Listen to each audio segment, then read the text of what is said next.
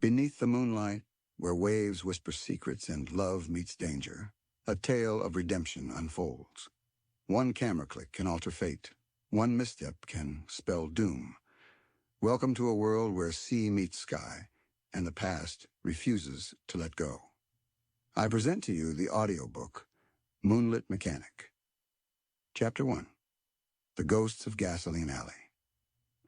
The engine sputtered, a dying cough in the vast, velvet throat of the night. Evelyn Tate, her foot still instinctively pressing the useless accelerator, felt a familiar wave of helplessness wash over her. It was a feeling she'd known too well, a ghost that had lingered since the telegram arrived, crisp and cruel, bearing the news of her brother Thomas lost somewhere in the muddy fields of France. That helplessness, that inability to change a devastating fate, now echoed in the silence of her stalled Hudson Super 6. She pulled the car, a sleek dark blue beauty she'd affectionately nicknamed the Wanderer, onto the shoulder of the coastal road. The moon, a fat silver coin hanging low in the sky, cast an ethereal glow over the landscape. The scent of salt and pine hung heavy in the air, a bittersweet perfume that usually soothed her, but tonight it only amplified her solitude. Evelyn stepped out, the gravel crunching beneath her sensible yet stylish leather boots. The air was cool, a welcome change from the stifling humidity of the past few days. She ran a hand over the smooth, cold metal of the hood, a gesture more of comfort than of mechanical expertise. Cars, like life, were unpredictable beasts.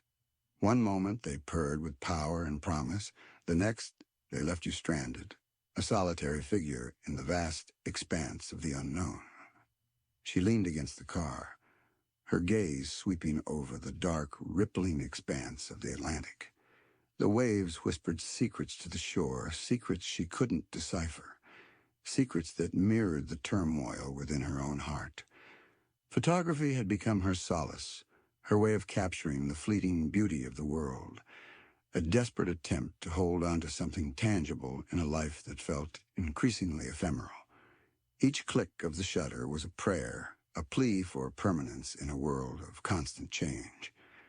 Her camera, a Graflex 4X5, lay on the passenger seat, its leather case worn smooth from years of use. It was her constant companion, a silent witness to her wanderings. She'd driven for miles tonight, chasing the moon, searching for that perfect shot, that one image that could capture the aching beauty of this lonely stretch of coast. But the perfect shot, like peace of mind, remained elusive. A sudden flicker of light in the distance broke her reverie, headlights approaching fast.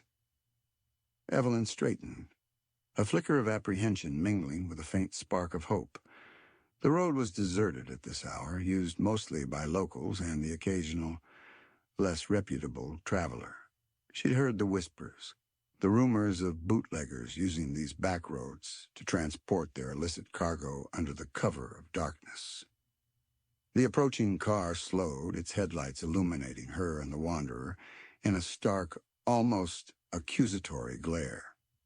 It was a Ford Model T, rugged and boxy, a stark contrast to her elegant Hudson. A man emerged, silhouetted against the bright beams. He was tall, his form lean and wiry, clad in dark trousers and a rolled-up shirt that revealed strong forearms. He moved with a casual grace, a hint of swagger that spoke of confidence, perhaps even recklessness. As he approached, the moonlight caught his face. It was a face etched with a hard-won experience, a face that hinted at both charm and danger. His eyes, dark and intense, held a glimmer of amusement. But beneath that surface sheen, Evelyn sensed a weariness, a shadow that mirrored her own. He had a gambler's grin, the kind that could win you a fortune or break your heart. "Trouble, miss?" His voice was a low rumble, laced with a hint of a southern drawl. It was a voice that could soothe a crying child or charm the birds from the trees. Evelyn met his gaze, her chin lifting slightly. She wasn't accustomed to needing help, especially not from a stranger on a deserted road in the dead of night. But pride, she'd learned, was a luxury she could ill afford. She just, died, Evelyn said, gesturing towards the Hudson with a gloved hand. One minute she was running fine, the next, nothing. He circled the car slowly, his eyes assessing, taking in every detail. He stopped at the front, his hand resting on the radiator cap, testing its heat. Sounds like she overheated. Or maybe a fuel line issue. Mind if I take a look? Be my guest, Evelyn replied, trying to keep her voice steady, betraying none of the unease she felt. He popped the hood, revealing the intricate workings of the engine, a labyrinth of metal and wires that was utterly foreign to Evelyn. He moved with a practiced efficiency, his hands surprisingly clean for a mechanic, working with a deftness that spoke of long familiarity. "Name's Riley Kane," he said, his head still under the hood, his voice slightly muffled. "And you are?" "Evelyn Tate," she replied, watching him work. The moonlight illuminated his profile, highlighting the strong line of his jaw, the way his dark hair curled slightly at the nape of his neck. "Pleasure, Miss Tate. You're a long way from home, aren't you?" "I'm traveling," Evelyn said, choosing her words carefully. She didn't want to reveal too much, not yet. Not to this stranger, this man who smelled faintly of gasoline and something else, something wilder, something that sent a shiver down her spine. "Oh," he chuckled, a low, throaty sound. "Traveling, are you? With a camera like that, I'd wager you're more than just a tourist." Evelyn stiffened slightly. "I'm a photographer." He glanced up at her, his eyes glinting in the moonlight. "A photographer, huh? Capturing the beauty of this God-forsaken coast." "Something like that," Evelyn said, her voice tight. He returned his attention to the engine, his fingers probing, testing, searching. The silence stretched between them, punctuated only by the rhythmic crash of the waves and the occasional metallic clink of his tools. "Lost someone, haven't you?" he asked suddenly, his voice softer now and the amusement gone. The question, unexpected and perceptive, caught Evelyn off guard. She felt a lump form in her throat, a familiar ache in her chest. She hadn't spoken of Thomas to anyone in months, not since she'd left her family home, seeking solace in the anonymity of the open road. She didn't answer, couldn't answer. The words caught in her throat, choked by the weight of her grief. Riley straightened, wiping his hands on a rag he pulled from his back pocket. He looked at her, his gaze searching, understanding. "My brother," he said, his voice barely a whisper. "Lost him in the war. Same as you, I reckon." Evelyn met his eyes, a flicker of recognition, of shared pain passing between them.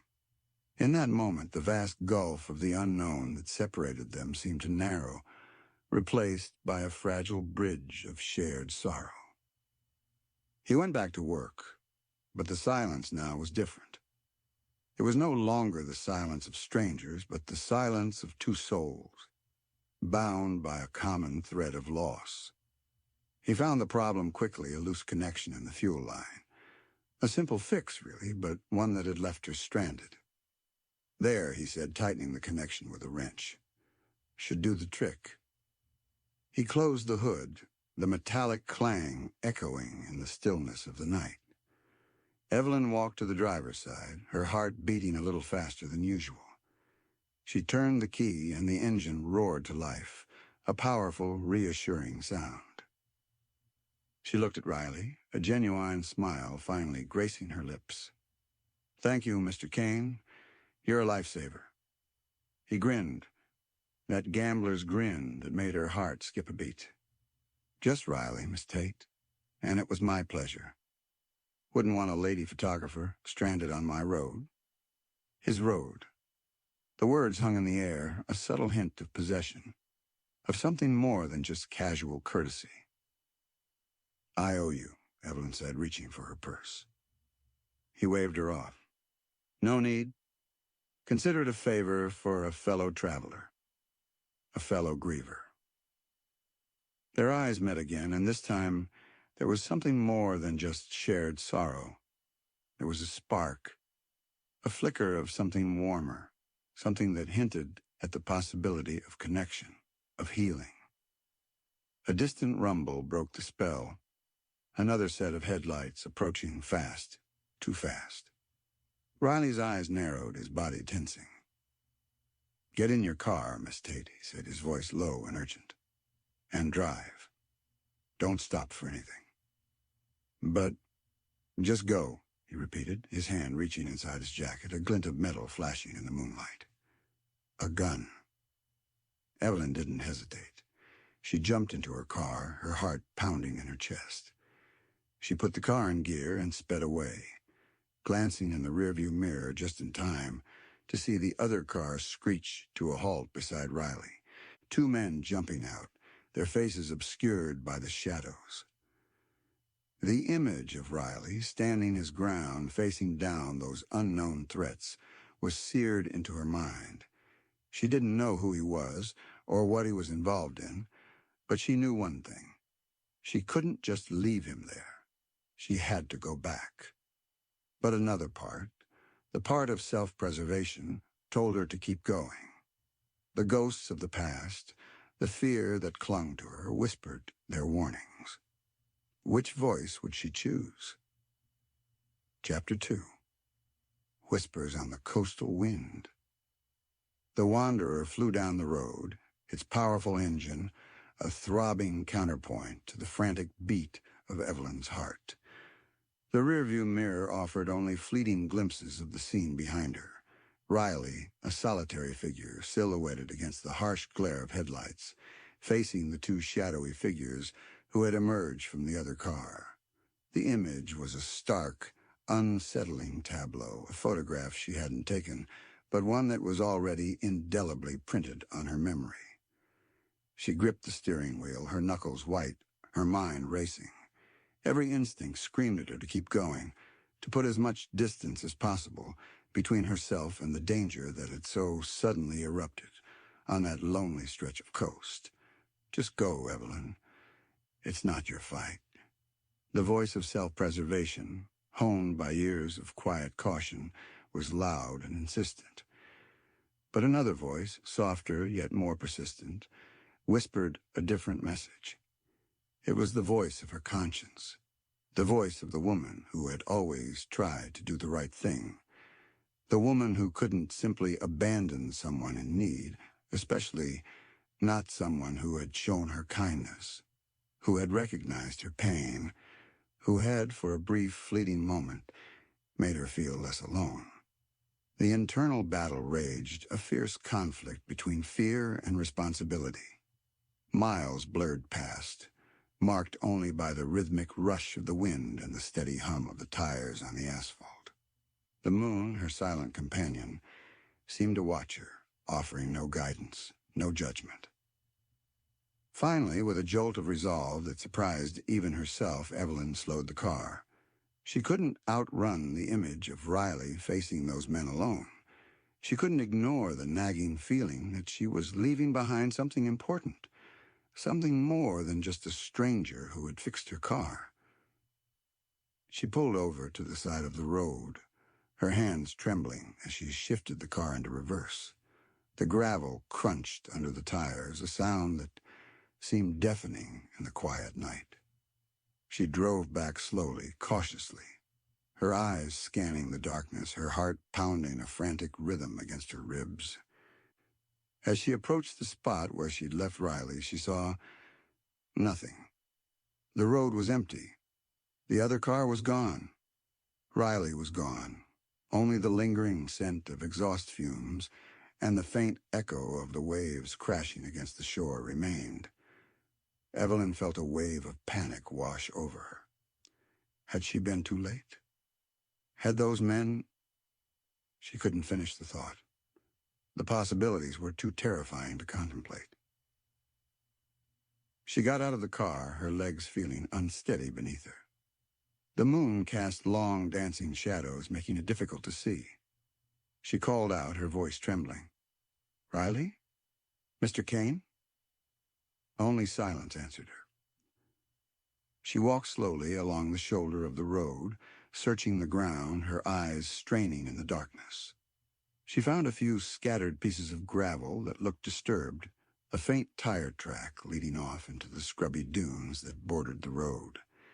And then she saw it, a small, glinting object lying half-hidden in the sand. She knelt down, her fingers brushing against the cool metal. It was a lighter, a silver Zippo engraved with an intricate design of a playing card, the ace of spades. She recognized it instantly. It was Riley's. She'd seen him use it to light a cigarette, the brief flare illuminating his face, his gambler's grin. Evelyn clutched the lighter tightly in her hand, her heart sinking. The ace of spades, the death card, a chilling premonition, a symbol of bad luck. Had it been a warning? A sign of what was to come? She stood there alone in the darkness, the lighter a cold, heavy weight in her hand. The wind whipped around her, carrying the scent of salt and something else, something metallic, something that made her stomach churn. The faint, unmistakable scent of blood. She followed the faint trail of disturbed sand and gravel, her camera bag bumping against her hip, a useless weight in this desperate search. The trail led her into the dunes, towards the sound of the waves. She stumbled through the thick, tangled vegetation, her heart pounding with a mixture of fear and a growing sense of dread. And then she saw him. Riley lay sprawled on the sand, his body partially hidden by a clump of seagrass. He was on his side, his face pale in the moonlight, his dark hair matted with sand and something else. Evelyn rushed to his side, her breath catching in her throat. She knelt beside him, her hands hovering over him, afraid to touch him, afraid of what she might find. "Riley?" she whispered, her voice choked with emotion. He didn't respond. His eyes were closed, his breathing shallow and ragged. There was a dark stain spreading across his shirt, a crimson blossom blooming on the white fabric. Evelyn gently touched his shoulder, her fingers recoiling at the sticky warmth of his blood. He groaned, his eyelids fluttering open. His eyes, usually so sharp and alert, were glazed with pain. "Evelyn?" he murmured, his voice weak and raspy. "I'm here," she said, her voice trembling. "I'm here, Riley." He tried to sit up, but a sharp intake of breath stopped him. He winced, his hand clutching at his side. "Don't move," Evelyn said, her voice firmer now, her fear giving way to a surge of adrenaline. "You're hurt." She carefully examined his wound. It was a knife wound, deep and bleeding heavily. She needed to stop the bleeding, and fast. She ripped a strip of fabric from her petticoat, her hands shaking as she pressed it against the wound, applying pressure. Riley groaned again, his face contorted in pain. "It's okay," she said, trying to soothe him, trying to convince herself as much as him. "I'm going to get you help." "No." "Hospitals," he gasped, his voice barely audible. "They can't know." Evelyn understood. Bootleggers didn't go to hospitals. Their world was one of shadows and secrets, a world where the law was an enemy, not a protector. "Then what?" she asked, her mind racing, trying to think of a solution. He looked at her, his eyes pleading. "There's a place, a cabin, further down the coast. Old Man Hemmings. He'll help." "Old Man Hemmings," Evelyn repeated, the name unfamiliar. "He's a friend," Riley said, his voice fading. "Just get me there." Evelyn knew she had no choice. She couldn't leave him here to die. She had to trust him, this stranger who had entered her life so suddenly, so violently. She had to get him to this Old Man Hemmings, whoever he was. She helped him to his feet, his arms slung around her shoulder, his weight heavy against her. It was a slow, agonizing struggle, each step a battle against pain and the encroaching darkness. The whispers on the coastal wind seemed to carry a new urgency, a desperate plea for survival. The moon, her silent witness, offered the only light on their perilous journey. The journey had just begun.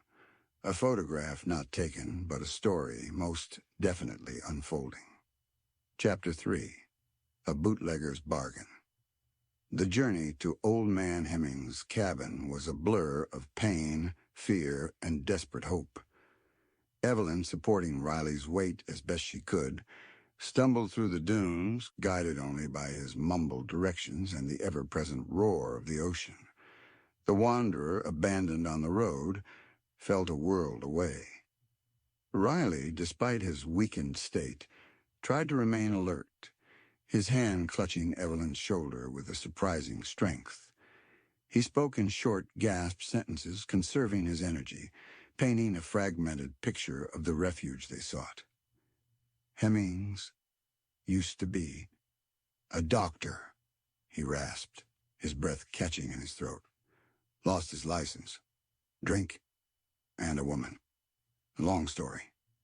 Evelyn didn't press for details. The story of a disgraced doctor living in seclusion on the coast fit perfectly into the shadowy world Riley inhabited. It was a world she was rapidly being pulled into, a world far removed from her quiet, solitary life of photography. The cabin, when they finally reached it, was little more than a shack, perched precariously on a bluff overlooking the ocean. It was weathered and worn, its timbers bleached gray by the sun and salt spray. Smoke curled from a crooked chimney, a faint beacon of hope in the vast darkness. Evelyn helped Riley to the rickety wooden porch, calling out, "Mr. Hemmings, we need help." The door creaked open, revealing a figure as weathered and worn as the cabin itself. Old Man Hemmings was a tall, gaunt figure with a shock of white hair and piercing blue eyes that seemed to see right through Evelyn. He wore a stained, threadbare coat over a rumpled shirt, and his hands, gnarled and trembling, clutched a half-empty bottle of whiskey. "Who's there?" he growled, his voice raspy and slurred. "And what do you want at this ungodly hour?" "It's Riley Kane," Riley said, his voice weak but recognizable. "I'm hurt." Hemmings peered at them through the dim light, his eyes focusing on Riley's blood-soaked shirt. He took a long swig from his bottle, then wiped his mouth with the back of his hand. "Kane, what in the devil have you gotten yourself into this time?" "No time to explain," Riley gasped. "Need your help." Hemmings grumbled something under his breath, but he stepped aside, allowing them to enter the cabin. The interior was sparsely furnished, a single room containing a cot, a table, a few chairs, and a fireplace where a small fire crackled merrily. The air was thick with the smell of smoke, whiskey, and something else, something medicinal, something that reminded Evelyn of hospitals and antiseptic. Hemmings gestured towards the cot. "Get him on the bed. And you, girl, fetch me some water. And my bag, it's under the table." Evelyn obeyed, her movements swift and efficient. She found a bucket and filled it with water from a pump outside the cabin. She located Hemmings's medical bag, a battered leather case that looked as if it had seen better days. Hemmings, despite his inebriated state, moved with a surprising competence. He examined Riley's wound, his fingers probing with a practiced touch. He cleaned the wound with a solution that made Riley hiss in pain, then began to stitch it closed, his hands surprisingly steady. Evelyn watched, her stomach churning, her mind reeling. She'd never seen anything like this before. Her life had been sheltered, protected, a world of art and beauty, not of violence and blood. But here she was, in the middle of the night, in a remote cabin on the coast, assisting a disgraced doctor in patching up a wounded bootlegger. As Hemmings worked, he muttered a constant stream of curses and complaints, directed at Riley, at the world in general, at the fate that had brought him to this lonely existence. Damn fool bootleggers, he grumbled. Always getting themselves into trouble. Think they're invincible. Until they end up on my doorstep, bleeding like stuck pigs. Riley, despite his pain, managed a weak grin. You love it, Hemmings. Keeps you from getting bored. Bored? Hemmings snorted. I'd rather be bored than stitching up bullet holes and knife wounds. But a bargain's a bargain. A bargain. The word hung in the air, a reminder of the unspoken debts and obligations that bound these men together. Evelyn wondered what kind of bargain Riley had made with Hemmings, what price he had paid for this life of danger and secrecy. Once the stitches have been made, the old man spoke. The stitches should hold. However, he's lost a lot of blood. He needs rest and lots of fluids. And he needs to stay off his feet for at least a week. He looked pointedly at Evelyn. That means you'll be staying here too, miss. Unless you plan on carrying him back to wherever you came from. Evelyn hesitated. Staying here in this remote cabin with a wounded bootlegger and a drunken ex-doctor was the last thing she wanted. But she had no choice. She couldn't abandon Riley. Not after what he'd done for her, not after what she'd seen. I'll stay, she said, her voice firm, despite the tremor of fear that ran through her. Hemmings nodded, seemingly unsurprised. Good. Then get to work. There's water to be fetched, wood to be chopped, and food to be cooked. And I need another drink. Evelyn looked at Riley, his eyes closed, his face pale and drawn. He looked vulnerable, almost boyish, stripped of his swagger and his gambler's grin. She felt a surge of protectiveness towards him, a feeling she hadn't expected, a feeling that was both unsettling and strangely comforting.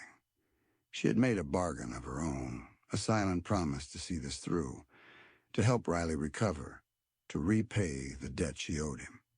She didn't know what the future held, what dangers lay ahead. But she knew one thing. She was no longer just a photographer, capturing fleeting moments of beauty. She was a participant, a player in a dangerous game, a woman caught in the cross-currents of a bootlegger's bargain. The coastal wind whispered outside, carrying secrets and threats, and Evelyn knew her life had irrevocably changed. Chapter 4. The click of a shutter, the spark of a heart. The days that followed settled into a strange, uneasy rhythm. Evelyn, accustomed to the solitude of her travels, found herself thrust into the role of caretaker, tending to both Riley's physical wounds and Hemmings's insatiable thirst for whiskey. The cabin, once a symbol of isolation, became a crucible of unexpected intimacy, a place where three disparate lives intertwined. Riley, confined to the cot, was a surprisingly patient patient. He spent most of his time sleeping, his body slowly recovering from the trauma of the knife wound. When he was awake, he was quiet and subdued, his usual bravado replaced by a vulnerability that touched Evelyn deeply. She would sit beside his bed, sometimes reading to him from a tattered copy of The Great Gatsby she found tucked away in a corner, sometimes simply watching him sleep, her gaze tracing the lines of his face, the curve of his jaw, the way his dark eyelashes lay against his cheek. She found herself drawn to him, to the strength and resilience that lay beneath his rough exterior, to the hint of sadness that shadowed his eyes. She was curious about his life, about the choices he had made, about the world he inhabited. But she was also wary, aware of the dangers that surrounded him, aware that her growing attachment to him could lead to heartbreak. One afternoon, as the sun streamed through the cabin's single window, illuminating dust motes dancing in the air, Riley awoke to find Evelyn sketching in a small notebook. He watched her for a moment, her brow furrowed in concentration, her hand moving with a graceful precision. "What are you drawing?" he asked. his voice still raspy but stronger than before. Evelyn looked up, startled, a faint blush coloring her cheeks. "Just the view," she said, gesturing towards the window, which offered a breathtaking panorama of the ocean. "Let me see," Riley said, struggling to sit up. Evelyn hesitated, then handed him the notebook. He studied the sketch, his eyes lingering on the details, the way she had captured the light on the water, the texture of the rocks, the sense of vastness and solitude. "It's good," he said, his voice sincere. "You have a real talent." Evelyn felt a warmth spread through her, a feeling of pleasure at his praise. "Thank you," she said softly. "You could have been a real artist," he continued, his gaze meeting hers. "Instead of wandering around, taking pictures of lonely coastlines." Evelyn's smile faded. "It's what I do," she said, her voice tight. "It's how I cope." He nodded, understanding. "With the ghosts," he said, his voice low. She didn't answer, but her silence was answer enough. He handed her back the notebook. "Why photography?" he asked. "Why not painting or sculpting?" Evelyn shrugged. "I like the immediacy of it," she said. "The way it captures a moment, a feeling, a truth. It's like holding onto a piece of time." "And time," Riley said, his voice thoughtful, "is a precious commodity, especially for someone like me." Their eyes met again, and this time the connection between them was undeniable. It was a spark, a flicker of something more than just gratitude or shared sorrow. It was the beginning of something else, something deeper, something that both excited and frightened her. Later that day, as Evelyn was preparing a simple meal of fish stew, Hemmings, surprisingly sober, handed her a small wooden box. "Found this in the back of a cupboard," he said gruffly. "Belonged to my wife. She used to be a photographer, too, before—" He didn't finish the sentence, but Evelyn understood. Before the drink, before the loss, before the life that had led him to this remote cabin. Evelyn opened the box carefully. Inside, nestled in faded velvet, was a camera. It was a smaller, more portable model than her Graflex, a Kodak 3A autographic, designed for taking snapshots, for capturing everyday moments. "It's beautiful," Evelyn said, her fingers tracing the smooth, polished wood of the camera body. "It needs a good cleaning," Hemmings said, "and some film, but it should still work. Thought you might like to have it."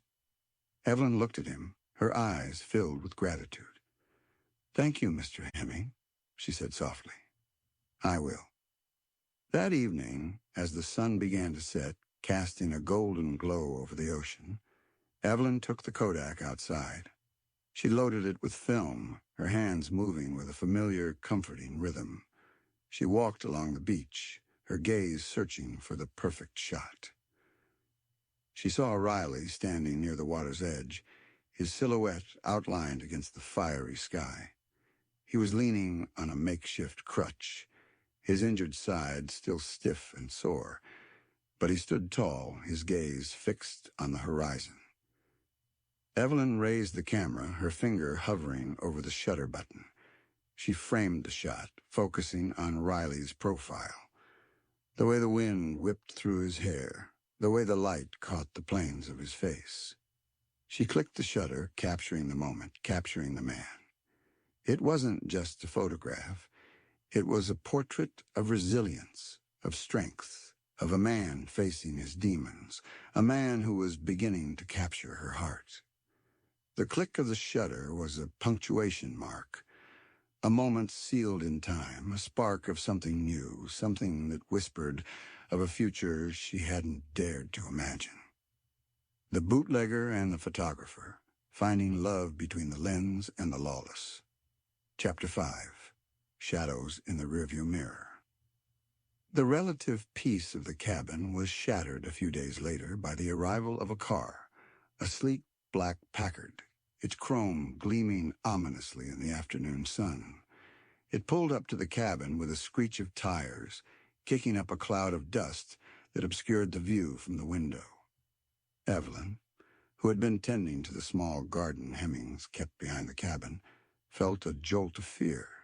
She knew instinctively that this wasn't a friendly visit. She dropped her trowel and hurried inside. Riley, who had been slowly regaining his strength, was sitting at the table, playing a game of solitaire.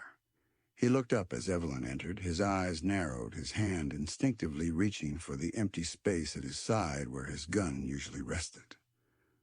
"Trouble?" he asked, his voice low and tense. Evelyn nodded.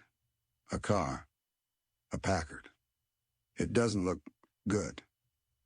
Hemmings, who had been dozing in a chair by the fireplace, stirred and grumbled. "Damn it all," he muttered. "Can't a man get any peace around here?" Before any of them could react, the cabin door burst open, and two men strode in. They were both large, imposing figures, dressed in dark suits and fedoras, their faces hard and unyielding. One of them, a burly man with a scar that ran across his cheek, held a shotgun, its barrel pointed menacingly at Riley. "Well, well, well," the scarred man said, his voice a gravelly growl. "Look what we have here. Riley Kane, hiding out like a wounded animal." Riley met his gaze, his expression calm, his eyes betraying no fear. "Victor," he said, his voice even, "I should have known you'd come sniffing around." Victor chuckled, a harsh, humorless sound. "You didn't think you could just disappear, did you, Kane? You cheated me, and I always collect my debts." Evelyn stood frozen, her heart pounding in her chest. She realized with a sickening certainty that these were the men from the road, the men who had attacked Riley. She looked at Riley, her eyes pleading, her mind racing, trying to think of a way out of this, a way to save him. "He didn't cheat you," Evelyn blurted out, her voice trembling but determined. "It was a misunderstanding." Victor turned his gaze to her, his eyes cold and assessing. "And who might you be, little lady?" he asked, his voice dripping with sarcasm. "She's nobody," Riley said quickly, his eyes warning her to be silent. "Just a nurse, helping me recover." Victor ignored him, his gaze still fixed on Evelyn. "A nurse, huh? You don't look like any nurse I've ever seen." He took a step towards her, his hand reaching out to grab her arm. Riley moved swiftly, despite his injury, placing himself between Evelyn and Victor. "Leave her alone," Riley said, his voice low and dangerous. "This is between you and me." Victor laughed again, that same harsh, humorless sound. "Oh, it's between us, all right. But the girl, she's a complication. A witness." He gestured towards the other man, a silent, hulking figure who stood by the door, his hand resting on the pistol holstered at his hip. "Take her," Victor said, "and get rid of her." Evelyn felt a surge of panic. She struggled against the man's grip, but he was too strong. She looked at Riley, her eyes filled with terror. Riley's face was a mask of fury. He lunged at Victor, despite his injured leg, knocking the shotgun from his hand. The two men grappled, their bodies crashing against the furniture, the cabin shaking with the force of their struggle. Hemmings, roused from his stupor, grabbed a poker from the fireplace and swung it at the man holding Evelyn. The poker connected with the man's head, a sickening thud that sent him sprawling to the floor, unconscious. Evelyn, freed from his grasp, ran to Riley's side. He was holding his own against Victor, but his injury was slowing him down. He was bleeding again, the fresh blood staining his shirt. Victor, enraged, pulled a knife from his boot, and the same knife he had used on Riley before. He lunged at Riley, the blade glinting in the dim light. Evelyn, acting on instinct, grabbed the shotgun that Victor had dropped. She'd never fired a gun before, but she knew she had to do something. She pointed the gun at Victor, her hand shaking, her finger on the trigger. "Stop!" she shouted, her voice trembling. "Get away from him!" Victor froze, his eyes widening in surprise. He looked at Evelyn, at the shotgun point at him, at the determined expression on her face. He hesitated, a flicker of uncertainty crossing his features. "You won't shoot," he sneered, trying to regain his composure. "You're just a girl. You don't have the guts." Evelyn's finger tightened on the trigger. She thought of Thomas, of her lost brother, of the helplessness she had felt then. She thought of Riley, of his kindness, of his vulnerability, of the growing feelings she had for him. She thought of the danger he was in, the threat that these men posed. She didn't want to shoot. She didn't want to kill anyone. But she would do whatever it took to protect Riley, to protect herself. "Try me," she said, her voice steady now, her fear replaced by a surge of adrenaline, a fierce determination. The standoff lasted for what felt like an eternity. The only sound was the ragged breathing of the men, the crackling of the fire, the distant roar of the ocean. Finally, Victor lowered his knife. He looked at Riley, his eyes filled with hatred. "This isn't over, Kane," he said, his voice low and menacing. "I'll be back, and next time you won't be so lucky." He gestured to the unconscious man on the floor. "Let's go," he said. "We're done here. For now." They left the cabin, their footsteps echoing in the silence. Evelyn lowered the shotgun, her hands still shaking, her body trembling with reaction. Riley leaned against the table, his face pale, his breathing labored. He looked at Evelyn, his eyes filled with a mixture of gratitude and something else, something that made her heart skip a beat. It was admiration. Hemmings, still clutching the poker, let out a shaky breath. "Well, damn," he said. "That was exciting." Exciting wasn't the word Evelyn would have used. Terrifying, yes. Heart-stopping, definitely. But exciting? No. The shadows in the rearview mirror had caught up to them, casting a dark pall over their fragile sanctuary. The danger was real, the threat was imminent, and Evelyn knew that their lives were more intertwined than ever, bound together by a shared danger, a shared secret, and a growing, undeniable connection. The bootlegger, the doctor, and the photographer were now bound by blood and a smoking shotgun. Chapter 6. Speakeasy Secrets. The aftermath of Victor's visit left a heavy silence hanging over the cabin. The immediate threat had passed, but the knowledge that he would return, that Riley and now Evelyn were marked, cast a long shadow. Riley, despite his brave front, was weakened and shaken.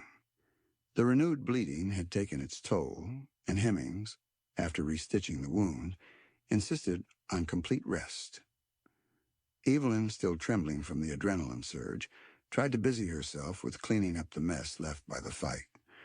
The overturned furniture, the scattered playing cards, the lingering scent of fear and violence all served as stark reminders of how precarious their situation had become.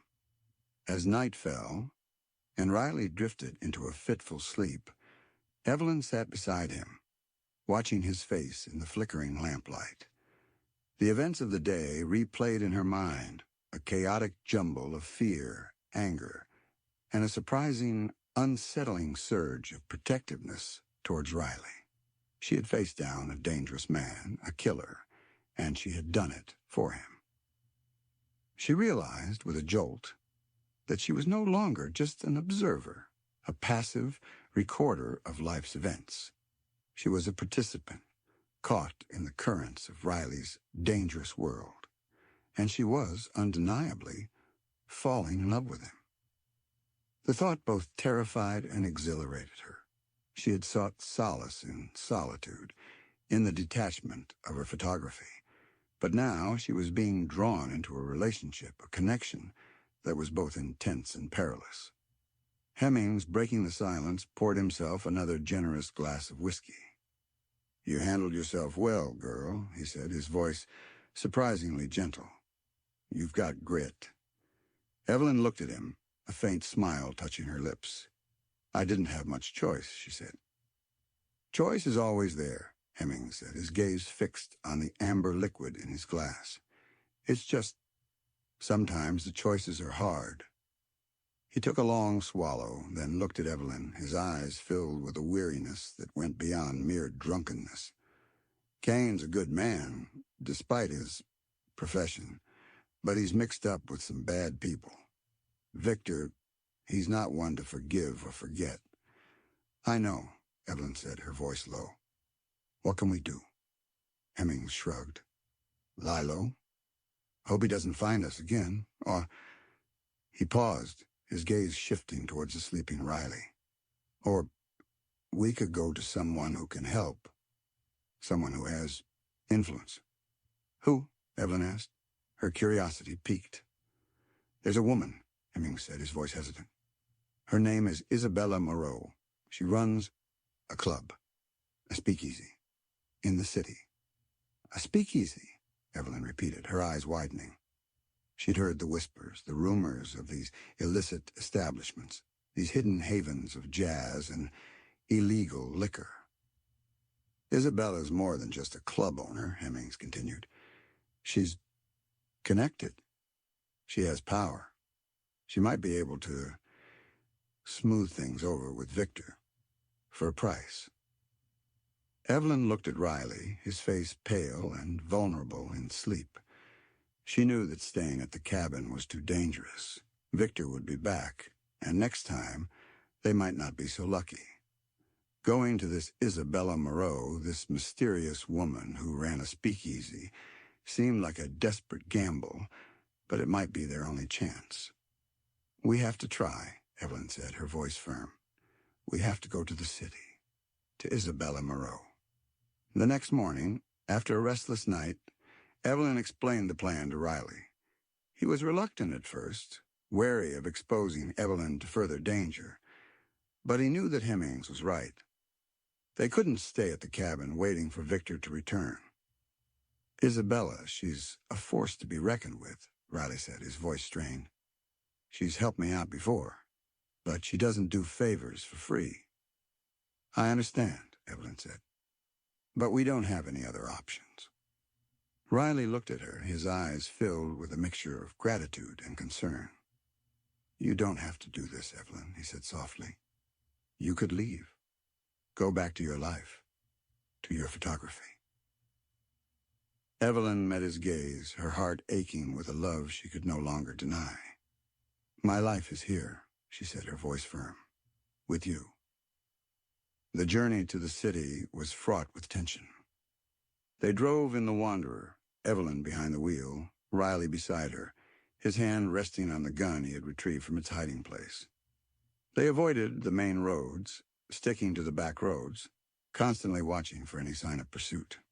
As they approached the city, the landscape changed, the quiet solitude of the coast giving way to the bustling energy of urban life. The air was thick with the smell of exhaust fumes, the sounds of traffic, the distant strains of jazz music. Evelyn felt a surge of excitement, a sense of anticipation. She had always been drawn to the city, to its vibrancy, its anonymity, its promise of adventure.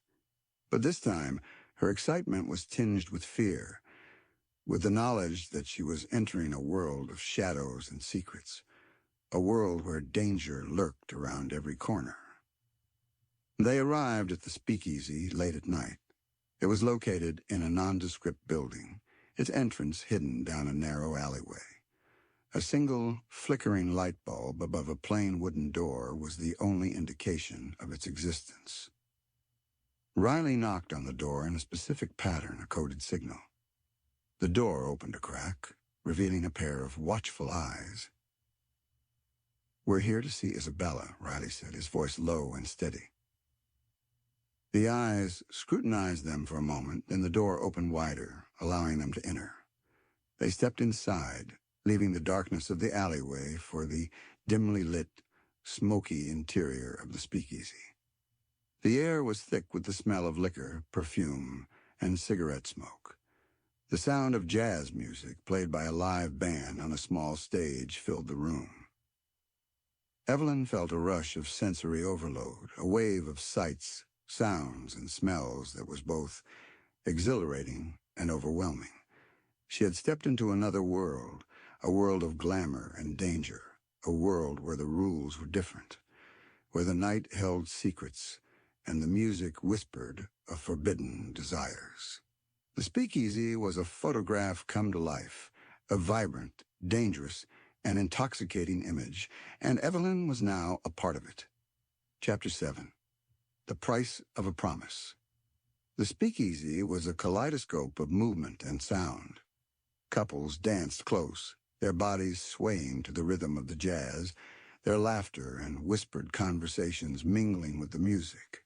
Waiters in crisp white shirts and black bow ties navigated the crowded room, carrying trays laden with glittering glasses filled with illicit liquor.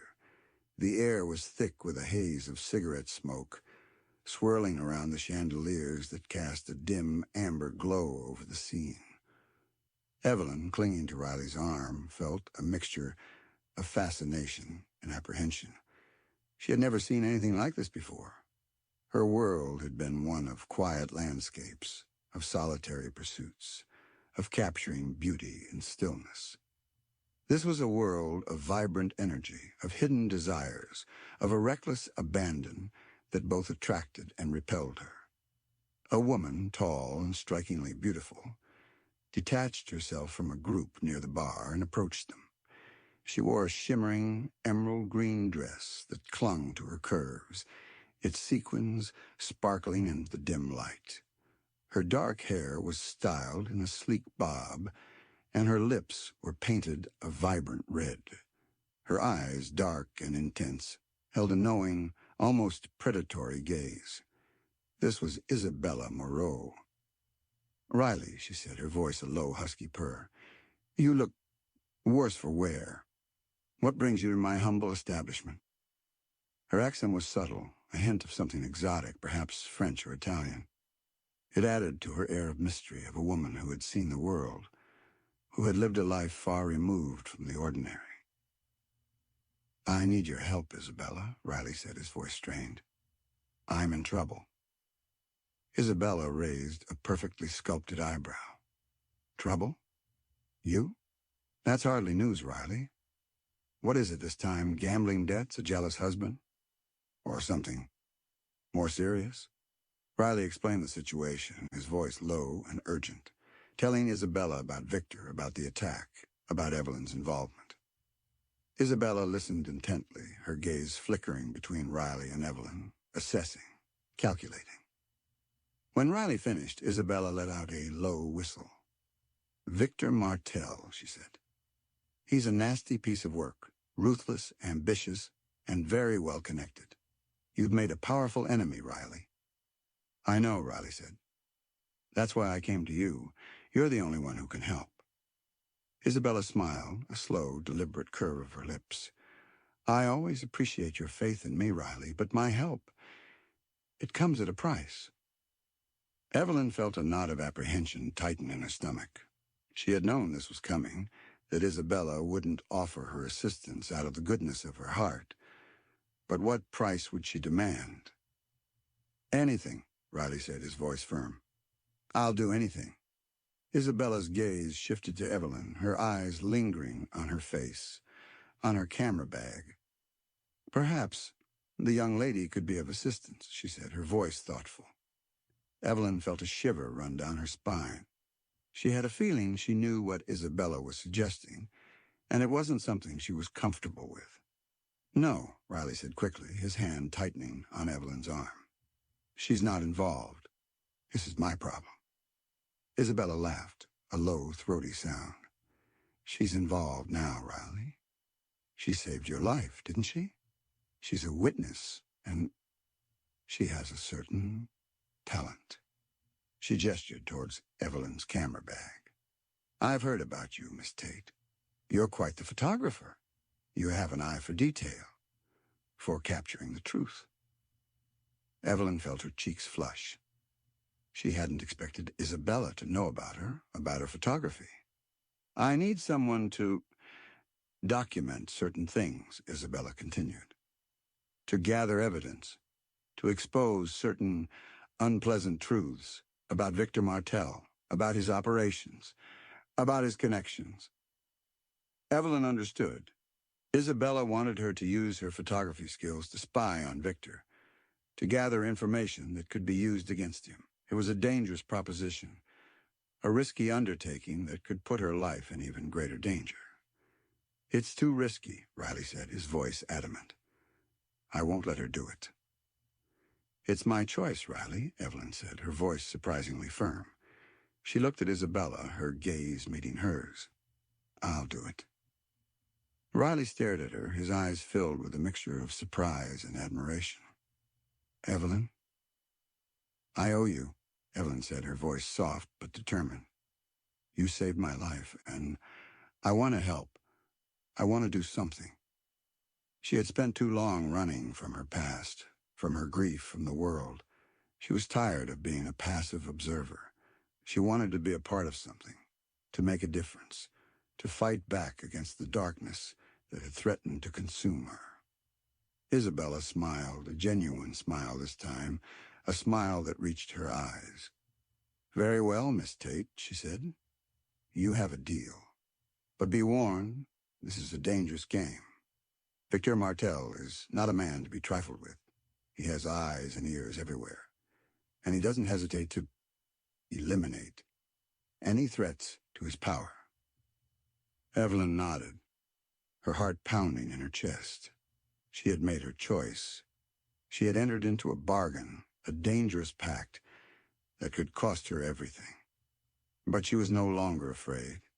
She was driven by a sense of purpose, by a desire to protect Riley, by a love that had blossomed in the midst of danger, a love that gave her the courage to face the shadows, to capture the truth, to fight for a future she hadn't dared to dream of. The price of a promise was steep, but Evelyn was ready to pay it. The jazz music swirled around them, a soundtrack to their dangerous game, a melody of hope and fear, of love and loss, of a future uncertain but a present, undeniably alive. Chapter 8. Dance of the Desperate. Isabella provided them with a room above the speakeasy, a small but comfortable space furnished with a bed, a dresser, and a small table.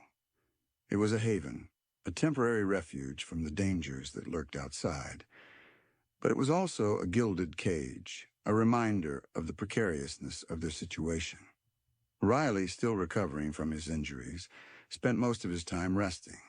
Evelyn, restless and anxious, paced the room, her mind racing, planning her next move. She knew she had to be careful, that any misstep could be fatal.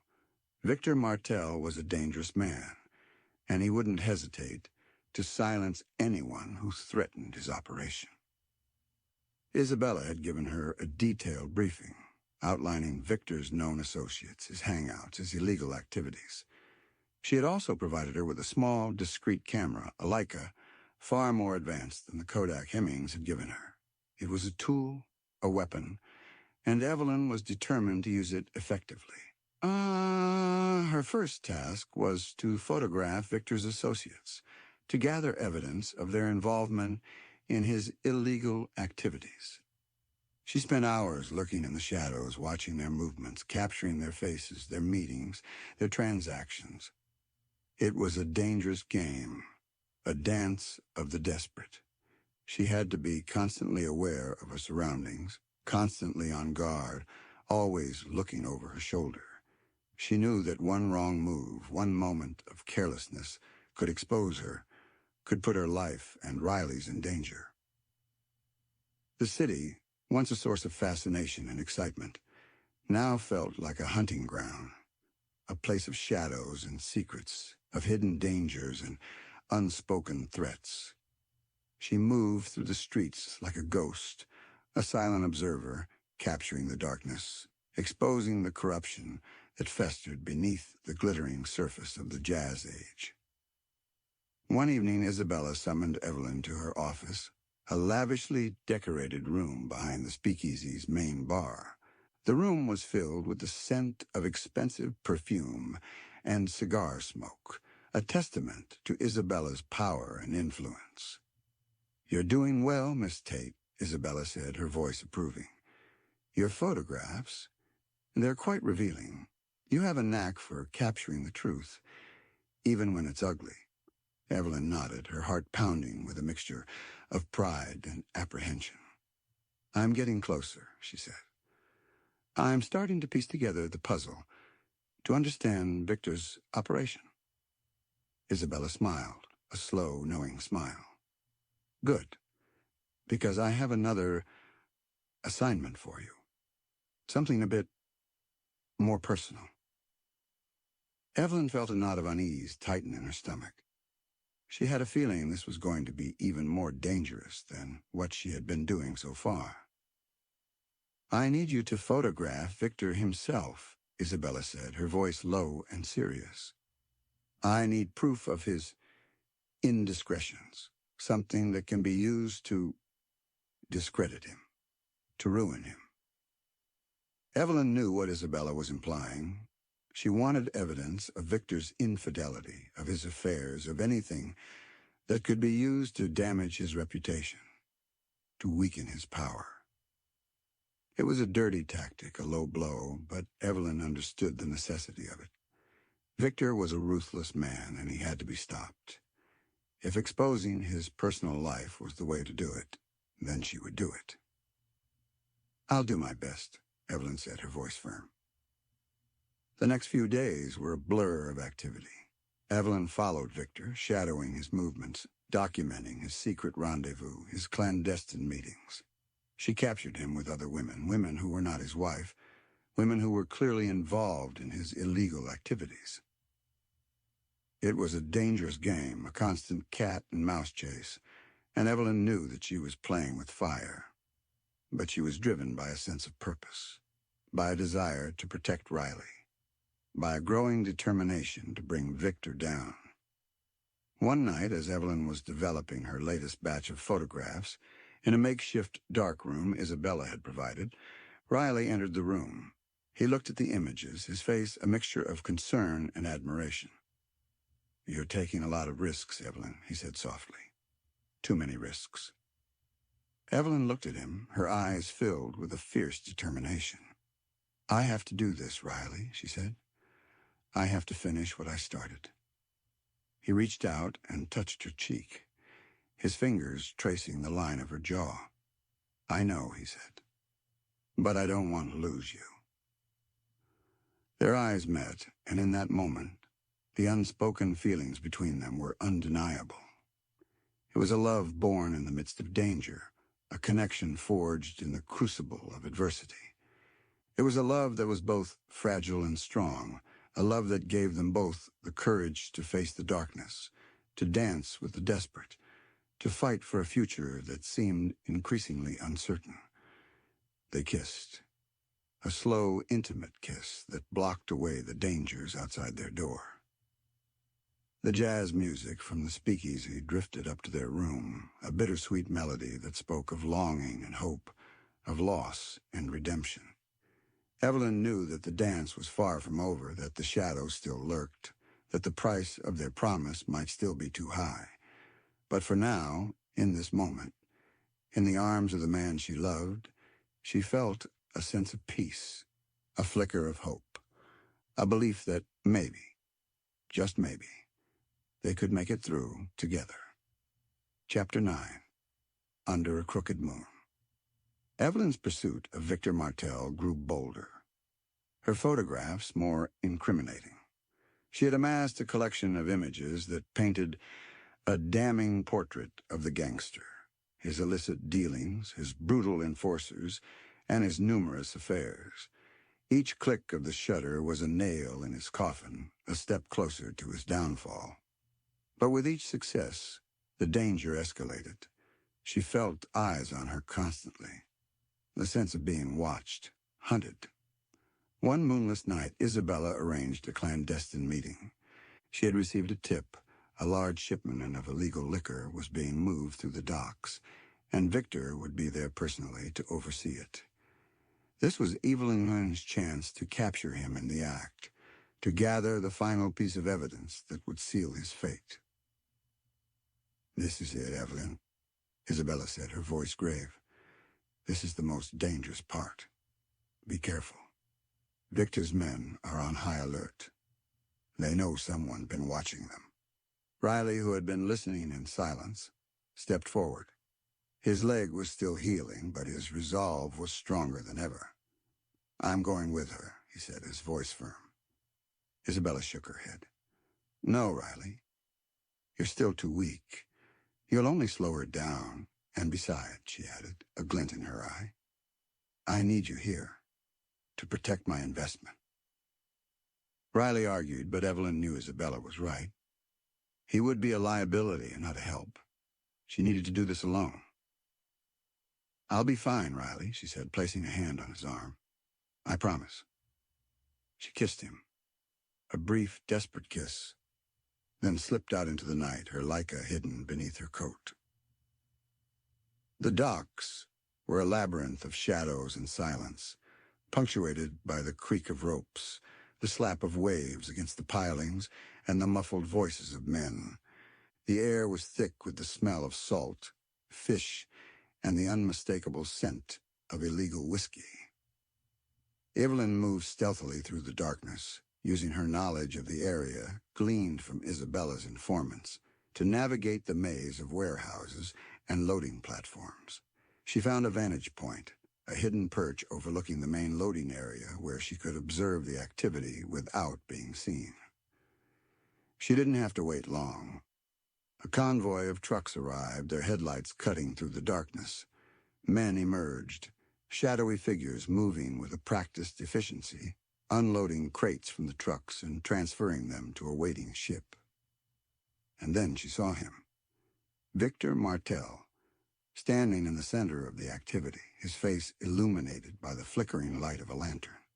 He was barking orders, his voice harsh and commanding, his presence radiating power and menace.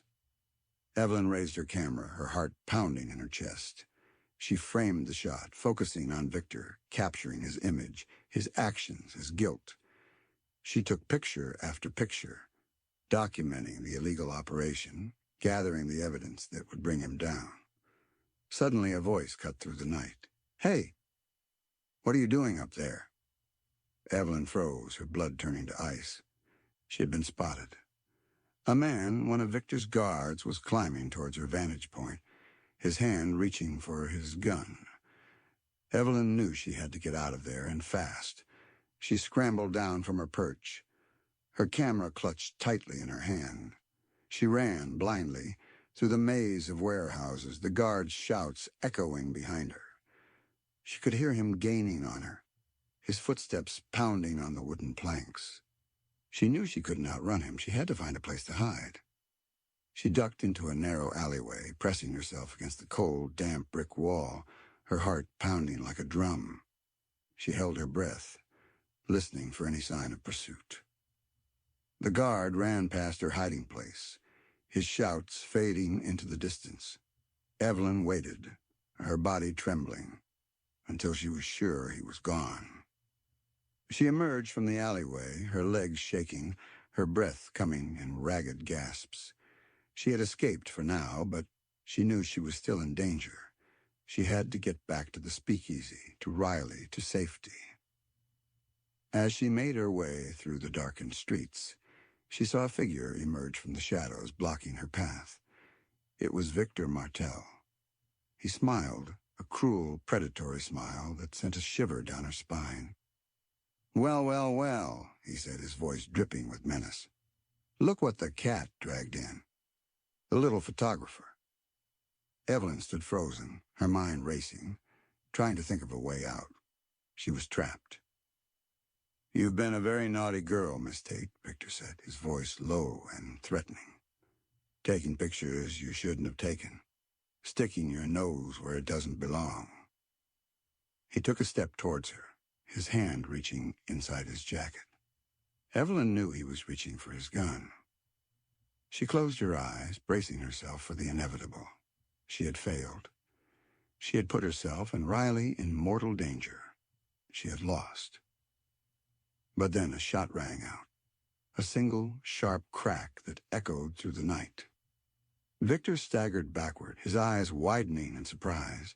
He clutched at his chest, a crimson stain blooming on his white shirt. He looked at Evelyn, his expression a mixture of disbelief and rage. Then he crumpled to the ground, his body lifeless. Evelyn opened her eyes, her gaze shifting to the figure standing behind Victor, a smoking gun in his hand. It was Riley. He was leaning heavily on a makeshift crutch, made of a piece of wood he must have found in the docks. He had followed her. He had saved her. Again. Under a crooked moon, in the heart of the city's underbelly, their desperate dance continued. But this time the music had changed. The hunter had become the hunted, and the photographer and the bootlegger had, for now, survived. But at what cost? The answer remained hidden in the shadows, waiting to be revealed. Chapter 10. The Tide Turns. The silence that followed the gunshot was deafening, broken only by Evelyn's ragged breathing and the distant sounds of the city. Riley, his face pale and drawn, his injured leg clearly throbbing with pain, stood over Victor's lifeless body, the smoking gun still clutched in his hand. Evelyn rushed to his side, her heart pounding with a mixture of relief and terror. "Riley, are you all right?" He nodded, his gaze fixed on Victor's body. "I had to," he said, his voice hoarse. "He was going to kill you." Evelyn knew he was right. She had been a fool to think she could outsmart Victor, to believe she could play his game and win. Riley had saved her life again, but at a terrible cost. He was now a murderer, a fugitive, and their situation had become even more precarious. "We have to get out of here," Evelyn said, her voice urgent, "before someone finds us." They fled the scene, Riley leaning heavily on Evelyn, his movements slow and painful. They made their way back to the speakeasy, their hearts pounding with fear and uncertainty. When they arrived, Isabella was waiting for them, her face a mask of concern. She took one look at Riley's condition, at the blood staining his clothes, and understood what had happened. "What have you done?" she asked, her voice sharp. Riley explained, his voice strained, telling Isabella about the confrontation with Victor, about the shooting. Isabella listened in silence, her expression grim. When Riley finished, she let out a long sigh. "This changes everything," she said. "Victor's dead. That's good news. And bad news." "Bad news?" Evelyn asked, her voice trembling. "Victor may have been a ruthless bastard," Isabella said, "but he had powerful friends, allies. They won't let his death go unpunished.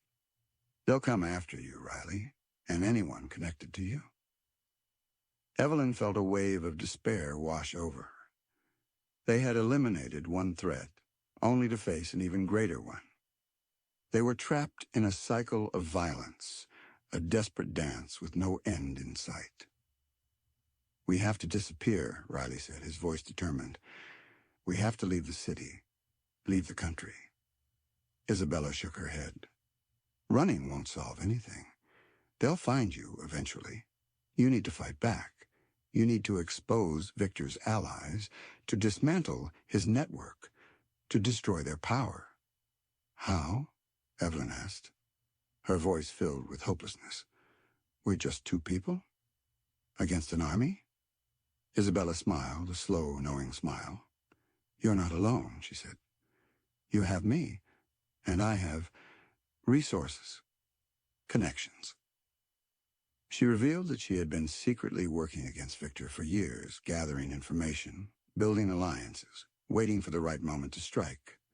Evelyn's photographs, she explained, had been invaluable, providing the evidence she needed to expose Victor's corruption and weaken his power base.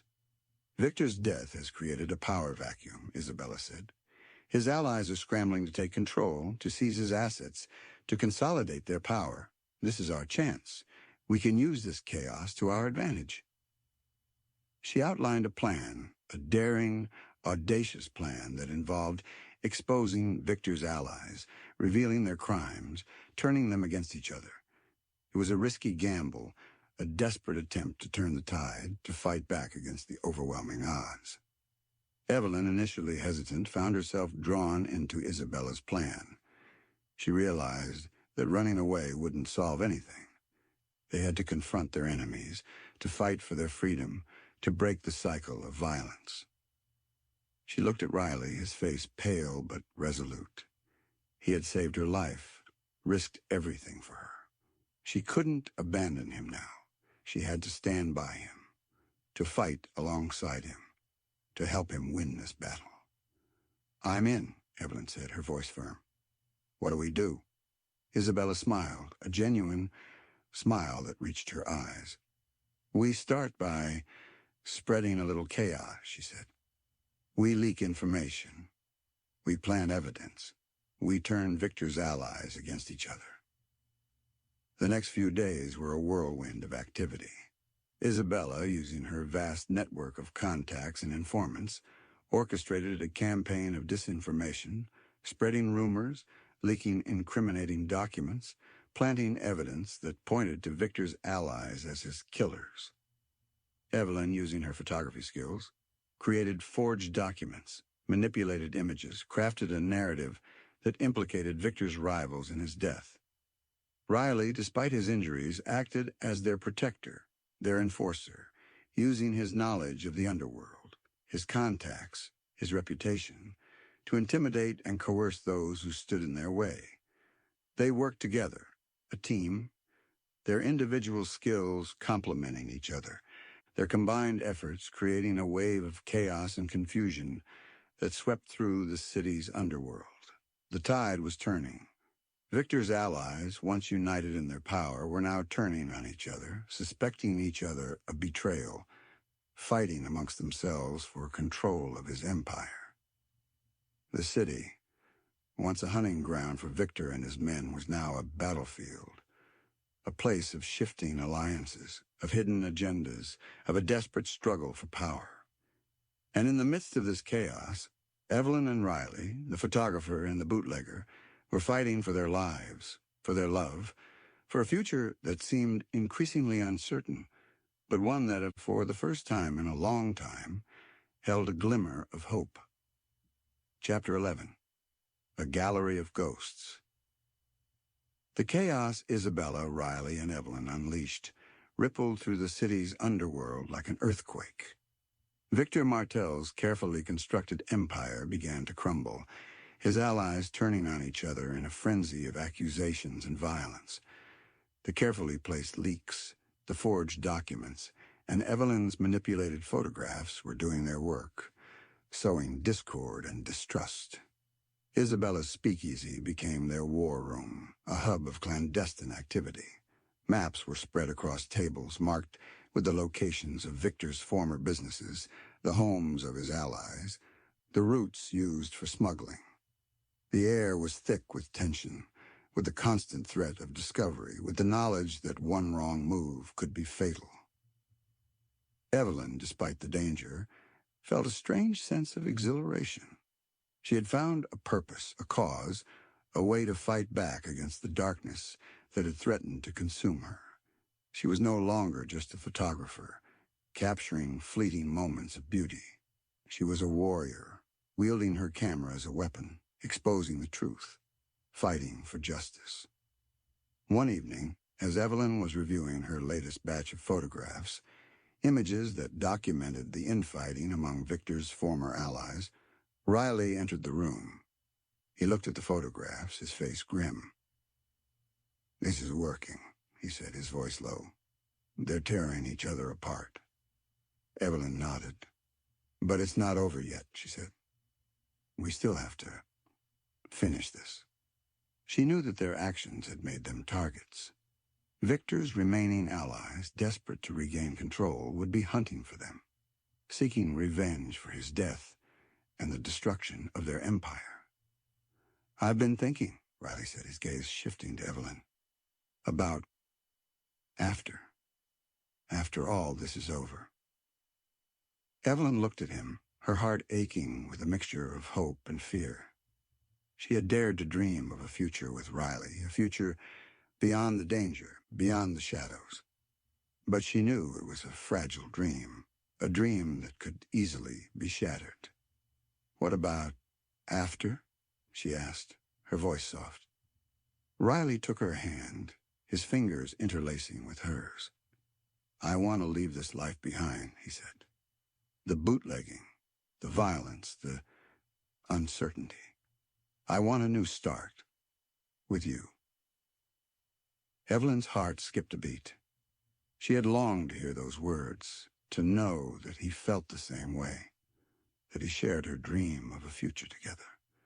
"Where would we go?" she asked, her voice filled with a tentative hope. "Somewhere quiet," Riley said. "Somewhere far away from all this. Maybe the coast, where we met." Evelyn smiled, a genuine smile that reached her eyes. The thought of returning to the coast, to the place where their paths had first crossed, filled her with a sense of peace, a sense of coming full circle. But their reverie was interrupted by a sudden commotion outside the room. Voices raised in anger, shouting, the sound of a struggle. Riley and Evelyn exchanged a look of alarm. They knew instinctively that the danger had found them. Riley grabbed his gun, the one he had taken from Victor's body. "Stay here," he said, his voice urgent. "I'll check it out." Evelyn shook her head. "No," she said. "I'm going with you." She grabbed her camera, the Leica, its weight, a familiar comfort in her hand.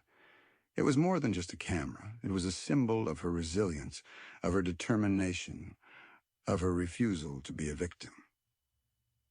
They crept to the door and listening intently. The sounds of the struggle grew louder, closer. Riley cautiously opened the door, peering out into the hallway. He saw two men struggling with Isabella, trying to force their way into her office. They were Victor's men, remnants of his shattered empire seeking revenge. Riley and Evelyn burst into the hallway, their guns raised. The men, surprised by their sudden appearance, turned to face them. A standoff ensued, a tense, silent confrontation, the air thick with the threat of violence. "Drop your weapons," Riley said, his voice cold and steady. The men hesitated, their eyes flickering between Riley and Evelyn, assessing their chances. "You don't want to do this," Evelyn said, her voice firm. "It's over. Victor's gone. His empire is crumbling." One of the men, a burly, scarred figure, sneered. "It ain't over till we say it's over," he said. "And we say, you're both dead." He raised his gun, aiming at Riley. But before he could fire, a shot rang out. Not from Riley's gun, not from Evelyn's, but from Isabella's office. The scarred man staggered backward, his eyes widening in surprise. He clutched at his chest, a crimson stain blooming on his shirt. He crumpled to the floor, lifeless. The other man, shocked and disoriented, turned to see Isabella standing in the doorway of her office, a small silver pistol clutched in her hand. She had protected her speakeasy and her new allies. She looked at Riley and Evelyn, her expression a mixture of relief and grim satisfaction. "I told you," she said, her voice steady. "I have resources." The remaining man, seeing that he was outnumbered, dropped his weapon and surrendered. The immediate threat was over, but the tension remained. The gallery of ghosts, the specters of Victor's past, had come calling, seeking revenge, seeking to reclaim their power. But they had been defeated for now. The tide had turned, but the battle was far from over. The future remained uncertain, shrouded in shadows, but Evelyn and Riley, together with Isabella, were ready to face it, armed with their courage, their love, and their unwavering determination to fight for a new life, a new beginning, a future free from the darkness of the past. Chapter 12. The Gambler's Hand. The death of Victor Martel's remaining enforcers sent a clear message. Riley, Evelyn, and Isabella were not to be trifled with. However, it also stirred a hornet's nest. The remnants of Victor's organization, fractured and desperate, were like wounded animals, lashing out in unpredictable ways. Isabella knew they needed a more decisive move, something that would cripple the remaining opposition and secure their safety. "We need to find Martel's ledger," Isabella said, pacing her office. The room, once a sanctuary of luxury, now felt like a command center in a war zone. Maps, photographs, and hastily scribbled notes littered the surfaces. "It contains the names of everyone he did business with, every corrupt official, every police officer on his payroll. It's the key to dismantling his entire network." Riley, his leg still mending, but his spirit unbroken, nodded. "I heard rumors about it. Victor kept it hidden, somewhere safe. He trusted no one." Evelyn, examining the photographs she had taken over the past weeks, had a sudden thought. "The gambling den," she said.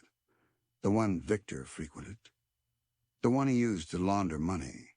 It was his favorite place, a place he felt untouchable." Riley snapped his fingers. "The Golden Flush. It's heavily guarded, but it's the most likely place. Victor always loved showing off, keeping his secrets in plain sight, daring anyone to challenge him." Isabella agreed. "It's a gamble, but it's our best shot. We need that ledger." The plan was audacious, bordering on suicidal. They would infiltrate the Golden Flush, a notorious gambling den, known for its high stakes, its opulent decor, and its ruthless security. Riley, with his past connections and his gambler's instincts, would be their inside man. Evelyn, with her keen eye for detail and her ability to blend into a crowd, would provide support and document any evidence they found. Isabella, using her network of informants, would create a diversion, drawing some of the security away from the den. The night of the operation was tense. Evelyn, dressed in a borrowed flapper dress, her camera concealed within a cleverly disguised evening bag, felt a familiar mix of fear and exhilaration. This was their most dangerous undertaking yet. A high-stakes gamble with their lives on the line. Riley, dressed in a sharp tuxedo, looked every bit the part of a high roller. He slipped a small, easily concealed pistol into his pocket, a last resort in case things went wrong. "Ready?" he asked Evelyn, his eyes meeting hers. She nodded, her heart pounding. "Ready." They entered the Golden Flush, a dazzling spectacle of glittering chandeliers, plush velvet carpets, and the constant murmur of voices placing bets, celebrating wins, and lamenting losses. The air was thick with the scent of expensive perfume, cigar smoke, and the intoxicating aroma of money. Riley moved through the crowd with ease, exchanging greetings with familiar faces, his gambler's grin masking his true purpose. Evelyn followed close behind, her camera at the ready, observing, documenting, searching for any clue that might lead them to the ledger. They made their way to the back rooms, the private chambers where the real high-stakes games took place. These rooms were heavily guarded, their doors reinforced, their windows barred. Riley, using his charm and his reputation, managed to gain access to one of the private rooms, claiming he had a score to settle with a rival gambler. Evelyn followed, posing as his companion, her camera discreetly capturing the faces of the men inside, the stacks of cash on the table, the atmosphere of tense anticipation. As Riley engaged in a high-stakes poker game, Evelyn subtly scanned the room, searching for any sign of a hidden safe, a secret compartment, anything that might conceal Victor's ledger. She noticed a small, almost imperceptible seam in the wall paneling, behind a large, ornate painting. It was barely visible, but to her trained eye it stood out. She signaled to Riley, a subtle nod, a brief glance. He understood. As the poker game reached its climax, Riley, with a masterful bluff, won a huge pot, causing a wave of excitement and distraction among the other players. Taking advantage of the momentary chaos, Evelyn slipped behind the painting, her fingers tracing the seam in the wall paneling. She found a small, hidden latch, almost impossible to detect. She pressed it, and the paneling clicked open, revealing a small, steel safe. She quickly photographed the safe, then, using a set of lock-picking tools Riley had provided, she began to work on the combination. Her hands were steady, her movements precise, her heart pounding in her chest. She could hear the voices of the men in the other room, their laughter, their shouts, their arguments. She knew she had to be quick. Finally, after what felt like an eternity, the safe clicked open. Inside, nestled among stacks of cash, was a leather-bound ledger, its pages filled with names, dates, and amounts. Victor Martel's Secrets.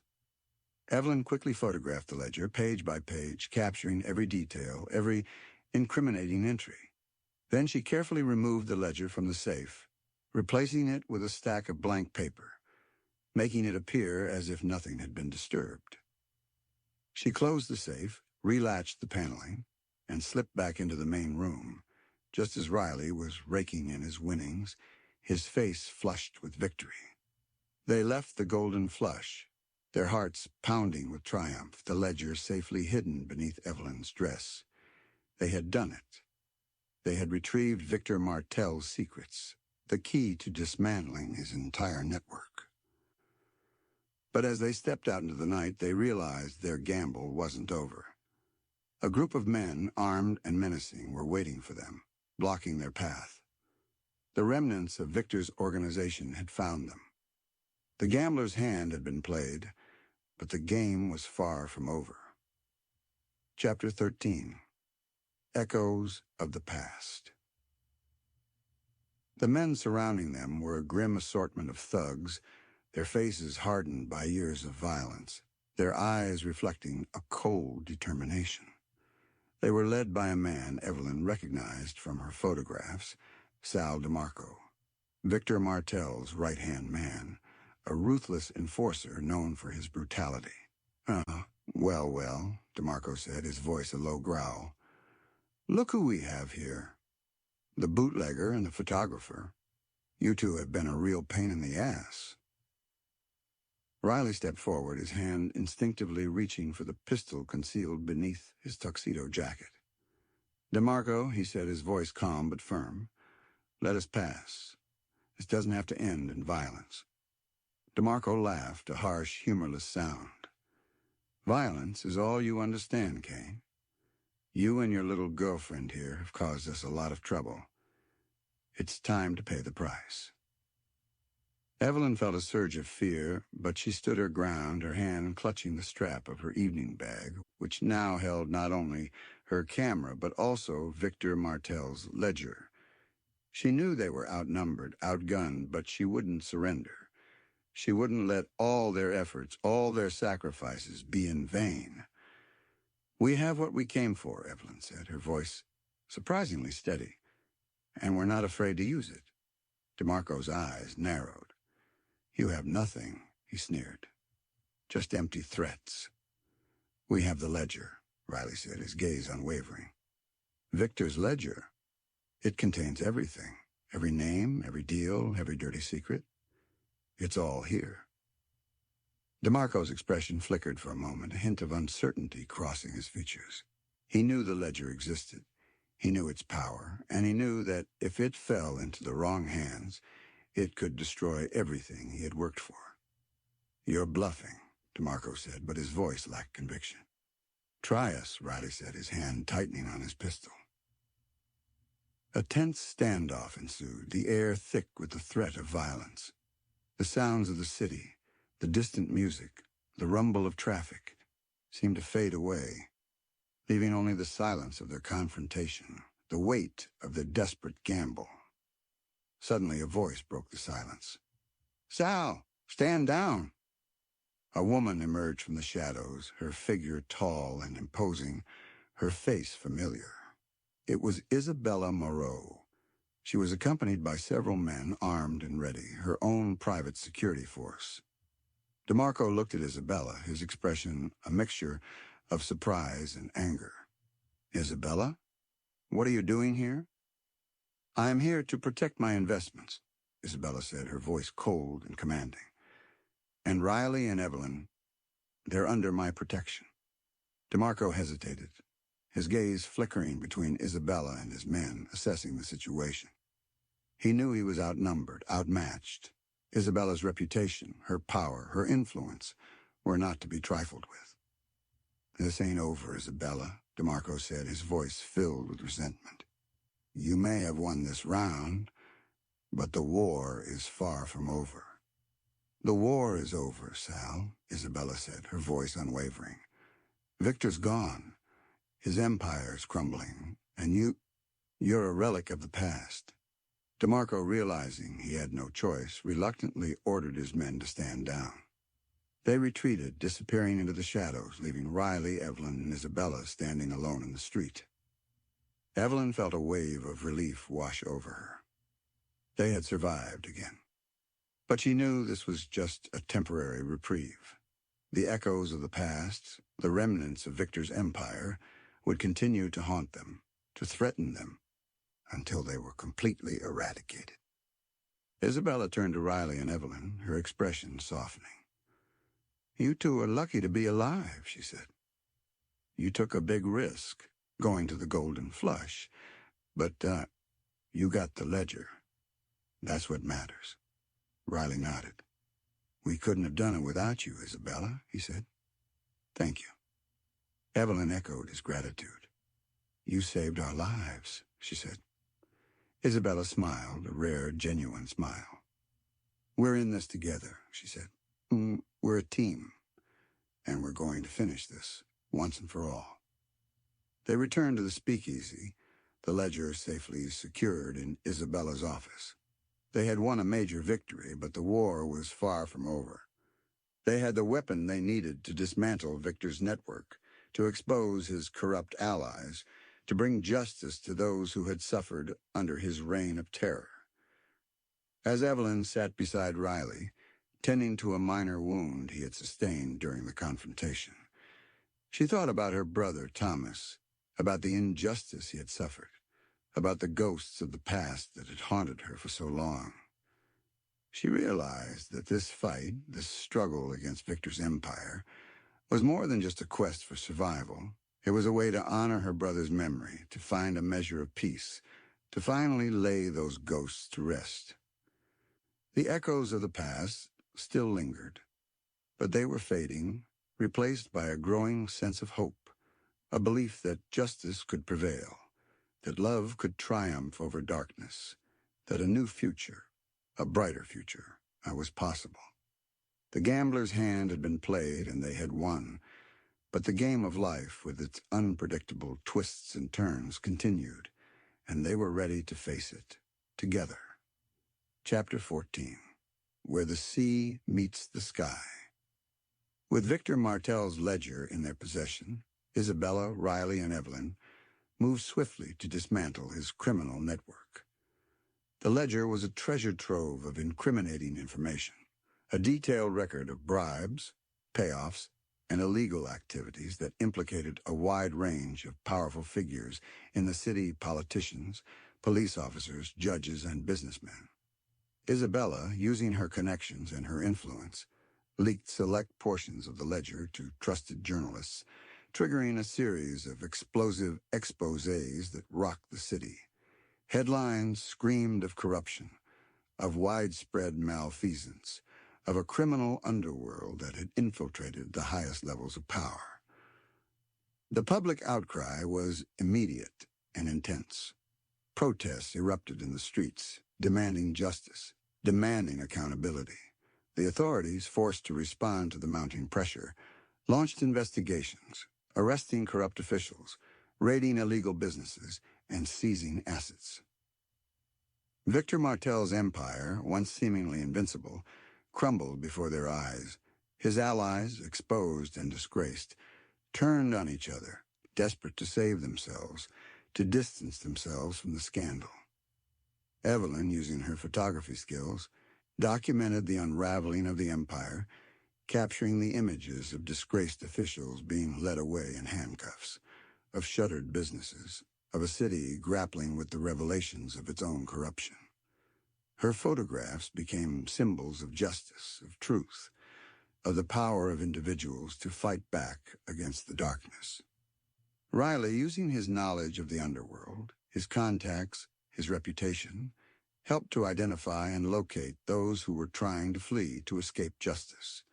He worked tirelessly, driven by a desire for redemption, for a clean slate, for a future free from the shadows of his past.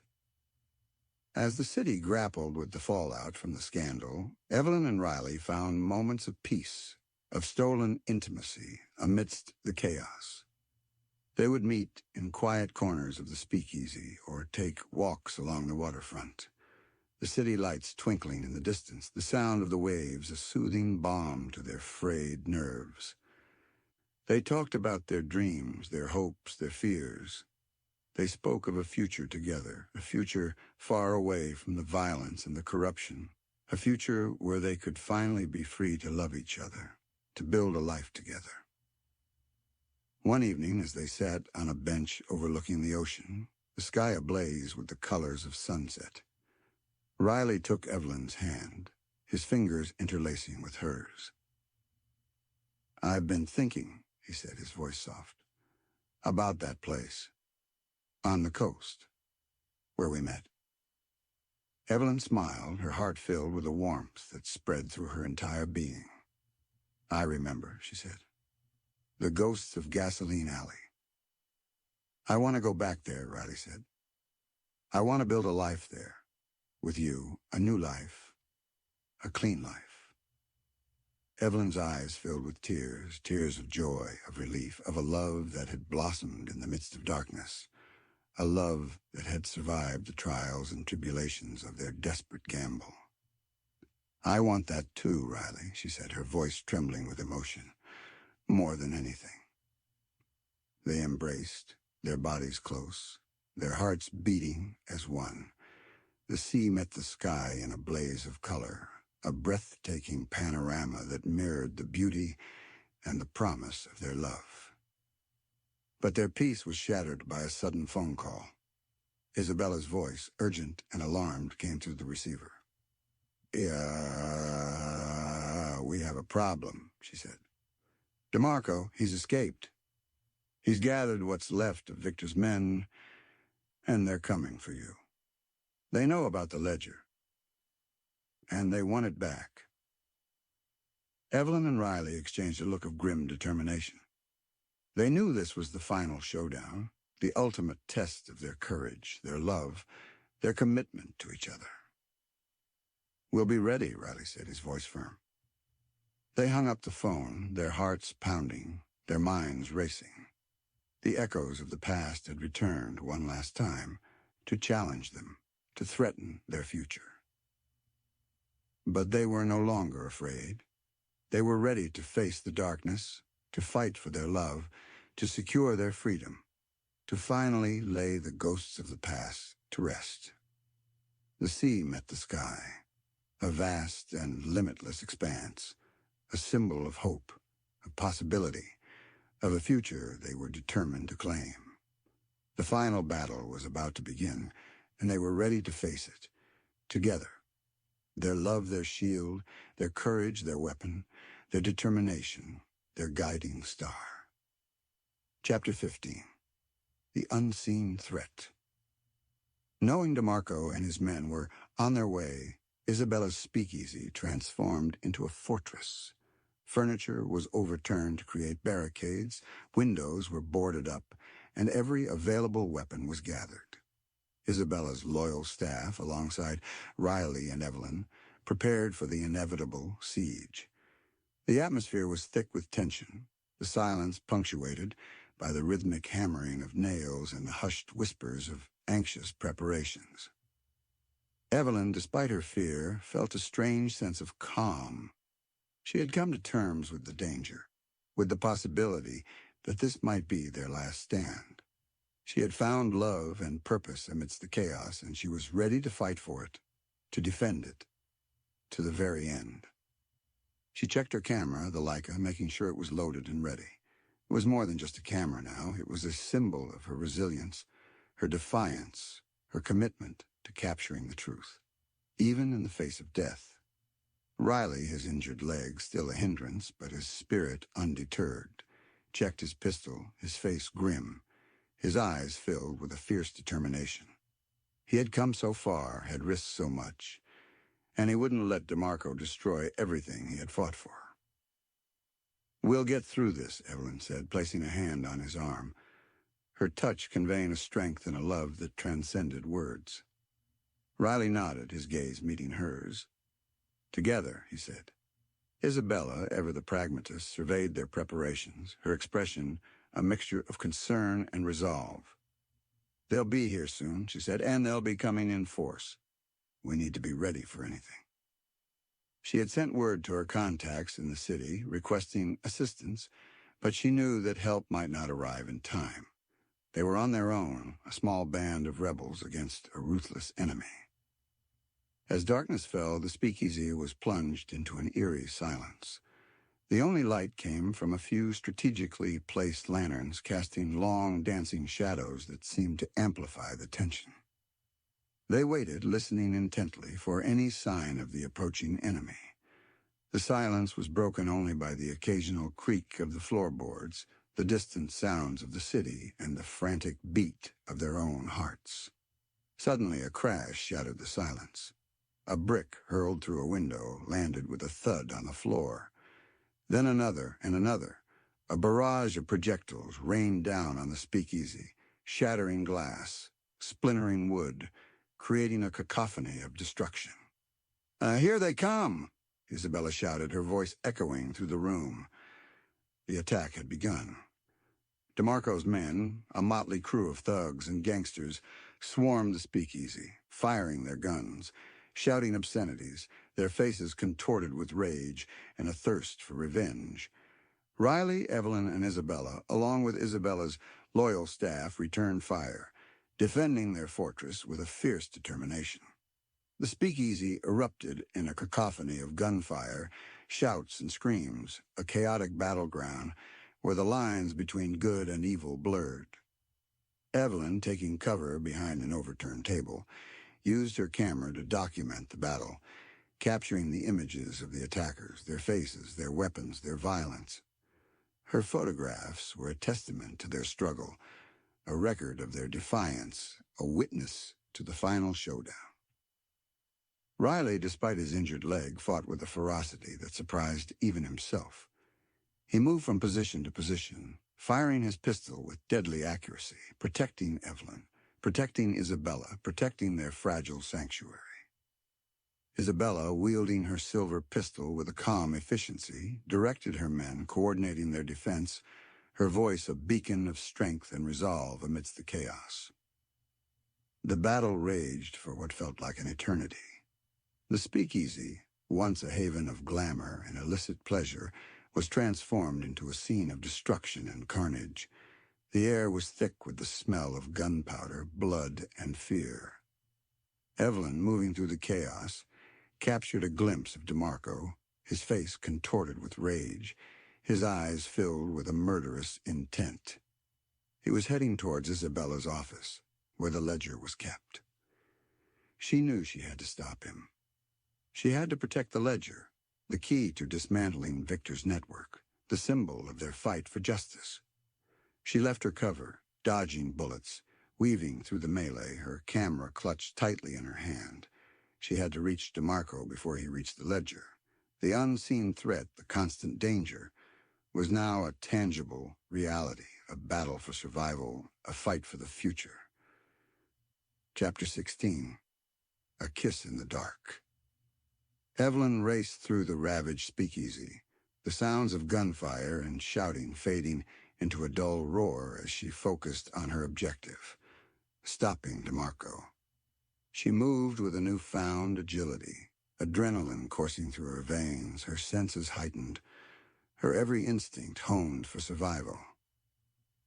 She reached the hallway leading to Isabella's office just as DeMarco was about to kick down the door. He was a hulking figure, his face contorted with rage, his eyes burning with a desperate, vengeful fury. "DeMarco!" Evelyn shouted, her voice surprisingly loud and clear above the din of the battle. He turned, his eyes widening in surprise as he saw her standing there, her camera raised, not like a weapon, but like a shield, a symbol of her defiance. "You," he snarled, his voice dripping with contempt. "The little photographer.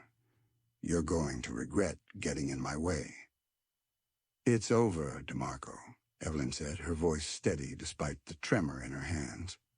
"The ledger is safe. Your reign of terror is finished." DeMarco laughed, a harsh, humorless sound. "You think you've won? You haven't won anything. This city belongs to us. Always has, always will." He lunged at her, his hand reaching for his gun. Evelyn knew she had only a split second to react. She couldn't outrun him. She couldn't overpower him. She had only one weapon left, her camera. As DeMarco closed in, Evelyn raised the camera and pressed the shutter button. The flash, a blinding burst of light, momentarily stunned him, disorienting him, giving her a precious few seconds. She used those seconds to dodge his attack, sidestepping his grasp, using his momentum against him. He stumbled, crashing into the wall, his gun clattering to the floor. Evelyn didn't hesitate. She picked up the gun, her fingers fumbling with the unfamiliar weapon, her heart pounding in her chest. She pointed it at DeMarco, her hands shaking, her finger on the trigger. "Don't move," she said, her voice trembling but firm. DeMarco, recovering from the flash, looked at Evelyn, his eyes filled with a mixture of surprise and rage. He saw the gun in her hand, the determined expression on her face, and he realized that she was no longer the naive photographer he had underestimated. She was a fighter, a survivor, a woman who had found her strength in the midst of chaos. "You won't shoot," he sneered, trying to regain his composure. "You're not a killer." Evelyn's finger tightened on the trigger. She thought of Thomas, of her lost brother, of the injustice he had suffered. She thought of Riley, of his love, of his courage, of the future they were fighting for. She thought of all the victims of Victor Martel's empire, of the lives that had been ruined, of the darkness that had spread through the city. "Maybe I'm not," Evelyn said, her voice low and steady. "But I'm willing to do whatever it takes to stop you, to protect the people I love, to bring justice to this city." The standoff lasted for what felt like an eternity. The sounds of the battle raging outside seemed to fade away, leaving only the silence of their confrontation, the weight of their choices. Suddenly a voice broke the silence. "Evelyn! Don't—" It was Riley. He was standing at the end of the hallway, his face pale, his injured leg bleeding, but his eyes filled with a fierce determination. He had fought his way through the chaos, risking his life to reach her. Evelyn lowered the gun, her body trembling with relief. She hadn't had to kill. She hadn't had to cross that line. Riley approached DeMarco, his own gun trained on him. "It's over, DeMarco," he said, his voice cold and hard. "Surrender." DeMarco, realizing he was defeated, his eyes filled with a mixture of hatred and resignation, slowly raised his hands in surrender. The battle was over. The siege had been broken. DeMarco and his remaining men were captured, their reign of terror finally brought to an end. As the sounds of sirens filled the air, signaling the arrival of the authorities, Riley and Evelyn embraced, their bodies clinging to each other, their hearts overflowing with a mixture of relief, gratitude, and love.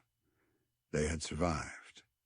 They had fought back against the darkness, and they had won. In the midst of the ruined speakeasy, surrounded by the debris of the battle, they shared a kiss in the dark, a kiss that sealed their love, their commitment, their future. It was a kiss that tasted of gunpowder and tears, of fear and triumph, of a love that had blossomed in the midst of chaos, a love that had given them the strength to face their demons, to fight for their dreams, to build a new life together. The shadows had receded, and for the first time in a long time, they could see the light, the promise of a new dawn, a new beginning. Chapter 17. Reckoning at Dawn. The arrival of the authorities brought a semblance of order to the chaos of the ravaged speakeasy. DeMarco and his men were arrested, their weapons confiscated, their reign of terror finally brought to an end. The injured were tended to, the dead were mourned, and the speakeasy, once a symbol of glamour and illicit pleasure, was now a testament to the brutal battle that had been fought within its walls. Isabella, despite her own injuries, moved through the wreckage with a calm efficiency, directing the cleanup, assisting the authorities, ensuring that her staff were safe. She had lost her sanctuary, her business, but she had gained something far more valuable: the satisfaction of seeing justice prevail, of knowing that she had played a crucial role in dismantling Victor Martel's empire. Riley, his leg throbbing with pain, leaned heavily on Evelyn, his body exhausted but his spirit unbroken. He had faced his demons, he had fought for his love, and he had emerged victorious. He was no longer just a bootlegger, a gambler, a man living on the edge of the law. He was a hero, a survivor, a man who had found redemption in the midst of chaos. Evelyn, her clothes torn and stained with blood and gunpowder, her body aching with fatigue, felt a profound sense of peace. She had faced her fears, she had found her strength, and she had played a crucial role in bringing down a criminal empire. She was no longer just a photographer, capturing fleeting moments of beauty. She was a warrior, a fighter, a woman who had discovered her own power and her own purpose.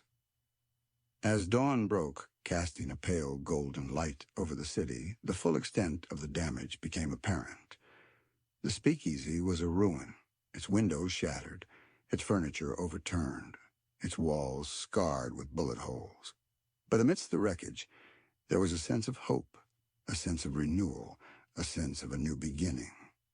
The authorities, armed with Victor Martel's ledger and Evelyn's photographs, began a series of arrests, rounding up the corrupt officials, the crooked police officers, the judges and businessmen who had been complicit in Martel's crimes.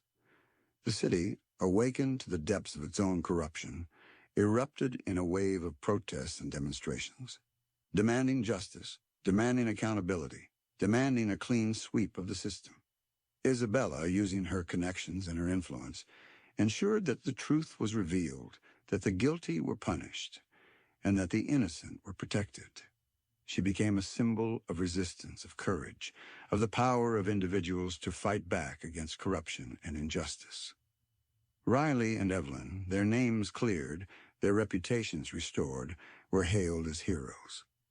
They had risked their lives to expose the truth, to bring down a criminal empire, to fight for a better future. As the city began to heal, to rebuild, to move forward, Riley and Evelyn stood together, hand in hand, watching the sunrise over the ocean. The sky was a canvas of vibrant colors, a breathtaking panorama that mirrored the beauty and the promise of their love.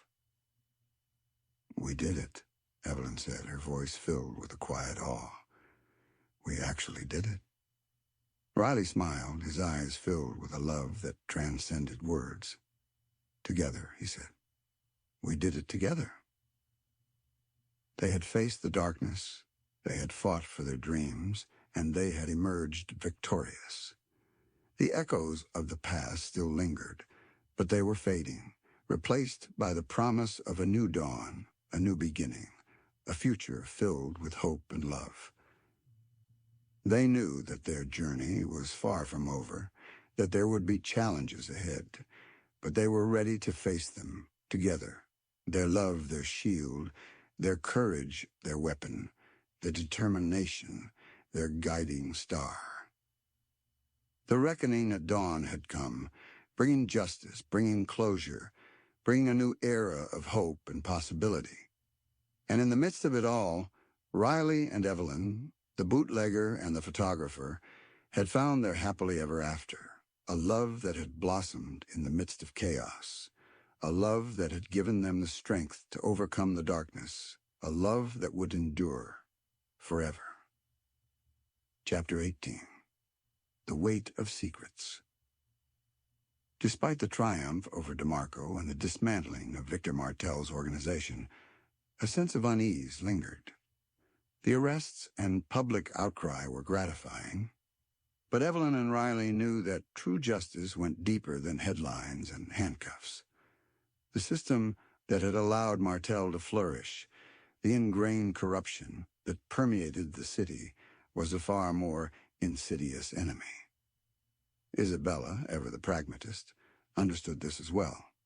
"The ledger and your photographs brought down the pawn," she said, addressing Riley and Evelyn in her now repaired office. "But the kings and queens are still out there. They'll regroup, rebuild, and find new ways to exploit the system." Riley, leaning against the newly installed window frame, nodded grimly. "We exposed the rot, but we haven't rooted it out." Evelyn, studying a contact sheet of her photographs, felt a familiar pull, the need to uncover, to expose, to bring light to the hidden corners of the city. "There are more stories to tell," she said, her voice firm. "More secrets to uncover." She had been reviewing her photographs from the night of the raid on the Golden Flush, and one image in particular had caught her attention. It was a fleeting shot taken during the chaos of the poker game, but it showed a man in the background, partially obscured by shadows, handing a thick envelope to one of Victor Martel's known associates. The man's face wasn't clear, but there was something familiar about his posture, his build, the way he held himself. Evelyn showed the photograph to Riley and Isabella. "I think this man is more important than he appears," she said. "He wasn't a regular at the den.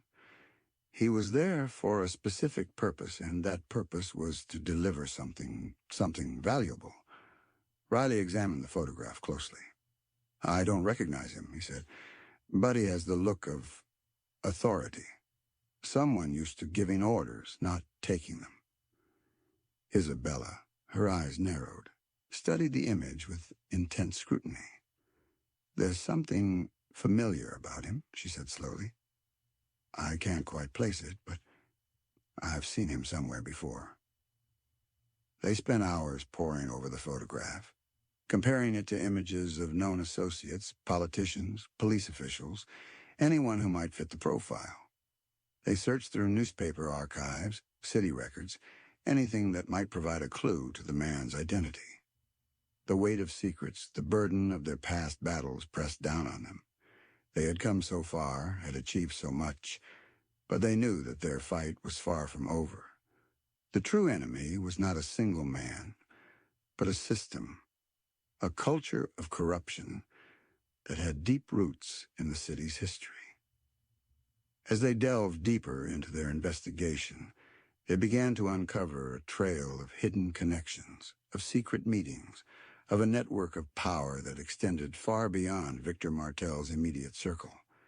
They discovered that the man in the photograph was a key figure in this network, a silent partner, a puppet master who had been pulling the strings from the shadows. The realization sent a chill down Evelyn's spine. They had thought they were fighting a local crime boss, but they were actually up against something far larger, far more powerful, far more dangerous. One evening, as they were working late in Isabella's office, sifting through a mountain of documents and photographs, Isabella suddenly gasped. "I remember now," she exclaimed, her eyes wide with shock. "I know who that man is." She pointed to the photograph, her finger trembling. "That's Judge Harrison Caldwell," she said. "One of the most respected judges in the city. A pillar of the community and a wolf in sheep's clothing." Riley and Evelyn were stunned. Judge Caldwell was a prominent figure, known for his integrity, his impartiality, his unwavering commitment to justice. He was the last person they would have suspected of being involved in criminal activities. But the evidence was undeniable.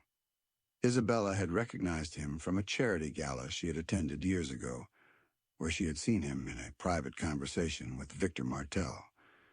The photograph, combined with Isabella's testimony, was damning. They knew that exposing Judge Caldwell would be a monumental task, a dangerous undertaking that could have far-reaching consequences. He was a powerful man with powerful friends, and he wouldn't hesitate to use his influence to protect himself. But they also knew that they couldn't back down. They had come too far, had sacrificed too much to let this go. They had a responsibility to expose the truth, to bring justice to the city, to root out the corruption that had festered for so long. The weight of secrets was heavy, but they were ready to bear it together. They had faced danger before, and they would face it again, armed with their courage, their love, and their unwavering commitment to justice. The final battle was looming, and they were ready to fight, to expose the truth, to bring light to the darkest corners of the city, to finally break the cycle of corruption and build a better future. Chapter 19. The Final Frame. Exposing Judge Caldwell was a delicate and dangerous operation. He was a powerful and respected figure, and any accusations against him would have to be backed by irrefutable evidence. Riley, Evelyn, and Isabella knew they needed a plan, a strategy that would minimize the risk and maximize the impact. "We can't just leak his name to the press," Isabella said, pacing her office. "He'll deny everything, and his allies will rally to his defense. We need something concrete, something undeniable." Evelyn, studying the photograph of Caldwell at the Golden Flush, had an idea. "The envelope," she said. "The one he handed to Martel's associate. If we can find out what was in that envelope, it might be the key to bringing him down." Riley nodded. "It's a long shot," he said, "but it's worth a try. We need to find out who that associate was and where he is now." Using their combined resources and contacts, they managed to identify the associate as a low-level bagman named Frankie the Weasel Moretti, a known associate of Martel's who had disappeared after the raid on the speakeasy. Tracking down Moretti was a challenge, but Riley's knowledge of the underworld, combined with Isabella's network of informants, eventually led them to a small, run-down apartment in a seedy part of town. They found Moretti hiding out, living in fear, knowing that he was a loose end, a potential witness who could implicate powerful people. He was reluctant to talk, but Riley, using a combination of persuasion and intimidation, managed to convince him to cooperate. Moretti revealed that the envelope he had received from Judge Caldwell contained a list of names, the names of jurors who had been bribed to acquit one of Martel's associates in a high-profile murder trial. The list was handwritten, and Moretti had been instructed to deliver it to a contact at the courthouse who would ensure that the jurors received their payments. This was the smoking gun they needed. The list, combined with Evelyn's photograph and Isabella's testimony, would be irrefutable proof of Caldwell's corruption. But they needed the original list. Moretti had destroyed his copy, fearing it would be used against him, but he knew that Caldwell kept a copy, locked away in his private chambers at the courthouse. Getting their hands on that list would be their most dangerous undertaking yet. The courthouse was heavily guarded, and Caldwell's chambers were virtually impenetrable. Evelyn, however, had a plan. She had studied the blueprints of the courthouse, obtained through Isabella's contacts, and she had identified a weakness in the security system, a blind spot in the surveillance cameras, a rarely used service entrance, a narrow window of opportunity. "I can get in," she said, her voice firm. "I can get the list." Riley and Isabella were hesitant, knowing the risks involved, but they also knew that Evelyn was their best chance. She was quick, agile, and she had a knack for blending into the background, for becoming invisible. The night of the operation was tense. Evelyn, dressed in a simple, nondescript outfit, her camera concealed beneath her coat, slipped into the courthouse undetected, using the service entrance she had identified. She moved through the darkened corridors, her heart pounding, her senses heightened, her every step calculated, her every move precise. She avoided the security guards, bypassed the surveillance cameras, and reached Caldwell's chambers without raising any alarms. Using a set of lock-picking tools Riley had provided, she managed to bypass the lock on the door, slipping inside the judge's private sanctuary. The room was opulent and imposing, filled with leather-bound books, antique furniture, and the unmistakable scent of power and privilege. Evelyn quickly located the safe, hidden behind a large portrait of Caldwell himself. She worked on the combination, her hands steady despite the adrenaline coursing through her veins. After what felt like an eternity, the safe clicked open. Inside, nestled among stacks of legal documents, was a small, sealed envelope. Evelyn's heart leaped. She recognized the handwriting on the envelope. It was Caldwell's. She carefully removed the envelope, replacing it with a blank one, making it appear as if nothing had been disturbed. Then she slipped out of the chambers, retracing her steps, leaving no trace of her presence. She emerged from the courthouse, her heart pounding with triumph, the envelope safely concealed beneath her coat. She had done it. She had retrieved the final piece of evidence, the key to bringing down Judge Caldwell. As she walked away from the courthouse, she saw a figure emerge from the shadows blocking her path. It was Riley. He had been waiting for her, his face etched with worry, his eyes filled with relief as he saw her. "You're all right," he said, his voice husky with emotion. Evelyn nodded, her own eyes filling with tears. "I got it," she said. "I got the list." They embraced, their bodies clinging to each other, their hearts overflowing with a mixture of gratitude, relief, and love. The final frame had been captured. The truth had been revealed. The final battle was about to begin. They had the evidence they needed to expose Caldwell, to dismantle his network of corruption, to bring justice to the city. They were ready to face whatever came next. Together, their love their shield, their courage their weapon, their determination their guiding star. Chapter 20, Redemption's Road. With the handwritten list of bribed jurors in their possession, Evelyn, Riley, and Isabella moved swiftly to expose Judge Caldwell. They leaked the list, along with Evelyn's photograph and Isabella's testimony, to a trusted journalist known for his integrity and his fearless reporting. The story broke the next morning, sending shockwaves through the city. The headline screamed, "Respected Judge Accused of Corruption." The article detailed Caldwell's involvement with Victor Martel, the evidence of his bribery, and the implications for numerous past trials. The public outcry was immediate and overwhelming. Protests erupted in front of the courthouse, demanding Caldwell's resignation and arrest. The city council launched an investigation, and the state's attorney general announced that he was launching a criminal probe. Caldwell, initially defiant, denied all the accusations, claiming it was a conspiracy, a smear campaign orchestrated by his enemies. But the evidence was irrefutable, and his allies began to desert him, fearing they would be implicated in the scandal. As the pressure mounted, Caldwell's carefully constructed facade of respectability crumbled. He became increasingly isolated, his reputation shattered, his career in ruins. He made one last desperate attempt to silence Evelyn and Riley, sending a hired assassins to eliminate them. But Riley, ever vigilant, anticipated the attack, and with Evelyn's help, they managed to subdue the assassin, turning him over to the authorities. The attempted assassination was the final nail in Caldwell's coffin. It proved his desperation, his guilt, and his willingness to resort to violence to protect his secrets. Finally, facing overwhelming evidence and mounting public pressure, Judge Caldwell resigned from his position. He was subsequently arrested, charged with bribery, obstruction of justice, and conspiracy.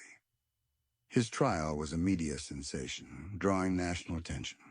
Evelyn's photographs, Isabella's testimony, and the handwritten list of bribed jurors were presented as key evidence, painting a damning portrait of Caldwell's corruption.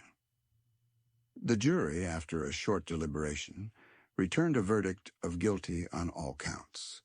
Judge Caldwell, once a pillar of the community, a respected figure of authority, was sentenced to a lengthy prison term.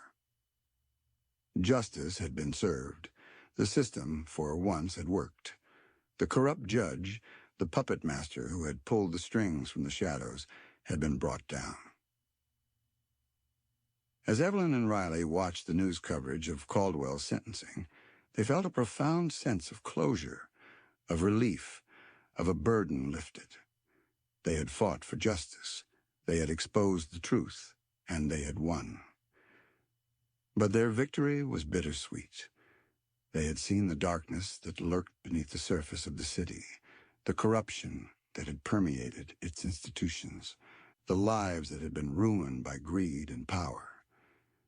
They knew that their fight was far from over, that there were other battles to be fought, other injustices to be addressed. But they also knew that they had made a difference, that they had played a crucial role in bringing about change, in making the city a better place. With Caldwell's conviction and the subsequent investigations that followed, the remnants of Victor Martel's organization were finally eradicated. The city began to heal, to rebuild, to move forward. Riley, his name cleared, his reputation restored, decided to leave his past behind. He sold his share of the speakeasy to Isabella, using the money to buy a small plot of land on the coast, the place where he and Evelyn had first met. Evelyn, her photography gaining recognition, decided to use her skills to document the city's transformation, to capture the stories of its people, to shine a light on the ongoing struggle for justice and equality. They built a life together, a life filled with love, with purpose, with a shared commitment to making a difference. They returned to the ghosts of Gasoline Alley, but this time, the ghosts were no longer haunting them. They were memories, reminders of the journey they had taken, of the battles they had fought, of the love that had blossomed in the midst of chaos. Redemption's road had been long and arduous, but they had reached their destination, a place of peace, of happiness, of a future filled with hope. The bootlegger and the photographer had found their happily ever after, a love that had conquered the darkness, a love that would endure forever. Their journey was a testament that good always wins. Epilogue. Years later, the roar of the 20s had faded, replaced by the hum of a new era. The coastal wind still whispered through the dunes, carrying the scent of salt and pine, but the echoes of gunfire and fear had long since dissipated. Evelyn and Riley's life together had blossomed on the very stretch of road where fate, disguised as a faulty engine, had first intertwined their destinies. Their home, a modest but charming cottage overlooking the ocean, was filled with the warmth of laughter, the aroma of freshly baked bread, and the soft click of Evelyn's camera. She had continued her photography, her work evolving from stark expos of urban corruption to intimate portraits of coastal life, of nature's enduring beauty, and of the quiet strength of the human spirit. Her photographs hung on the walls, a gallery of memories, a testament to their journey, a celebration of their love. Riley, his bootlegging days a distant memory, had found peace in working the land. He had built a small workshop where he crafted furniture, his hands once skilled at fixing engines and handling cards, now shaping wood with the same care and precision.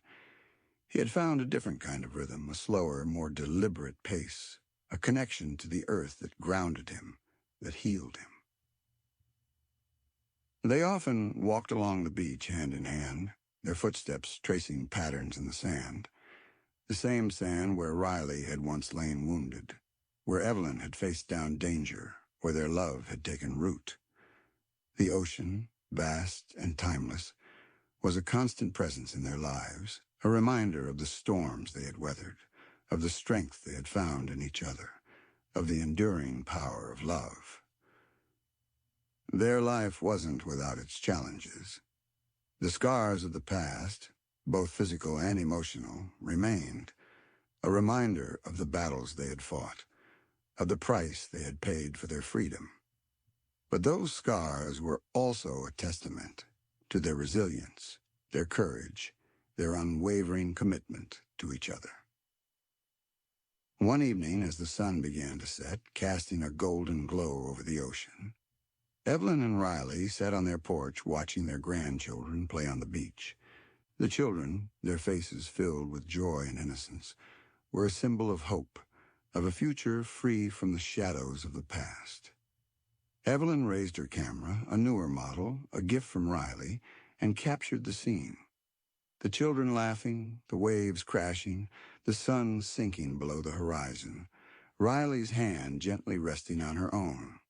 It was a simple moment, an ordinary moment, but it was filled with a profound beauty, a quiet joy, a love that had endured the test of time. "Remember that night?" Evelyn asked, her voice soft, her eyes reflecting the golden light of the setting sun. Riley nodded, his gaze meeting hers, his hand squeezing hers gently. "The night our lives changed forever," he said. "The night we found each other," Evelyn added, a smile touching her lips. They sat in silence, watching the sunset, their hearts filled with gratitude, with peace, with a love that had grown stronger with each passing year. The ghosts of Gasoline Alley had been laid to rest, replaced by the laughter of children, the warmth of the sun, the enduring beauty of the ocean, and the unwavering love of two souls who had found their way to each other against all odds. Their story, a testament to the power of love, of courage, of resilience, would be passed down through the generations, a reminder that even in the darkest of times, hope can blossom, that love can conquer all, and that even a bootlegger and a photographer could find their happily ever after, where the sea meets the sky. The end.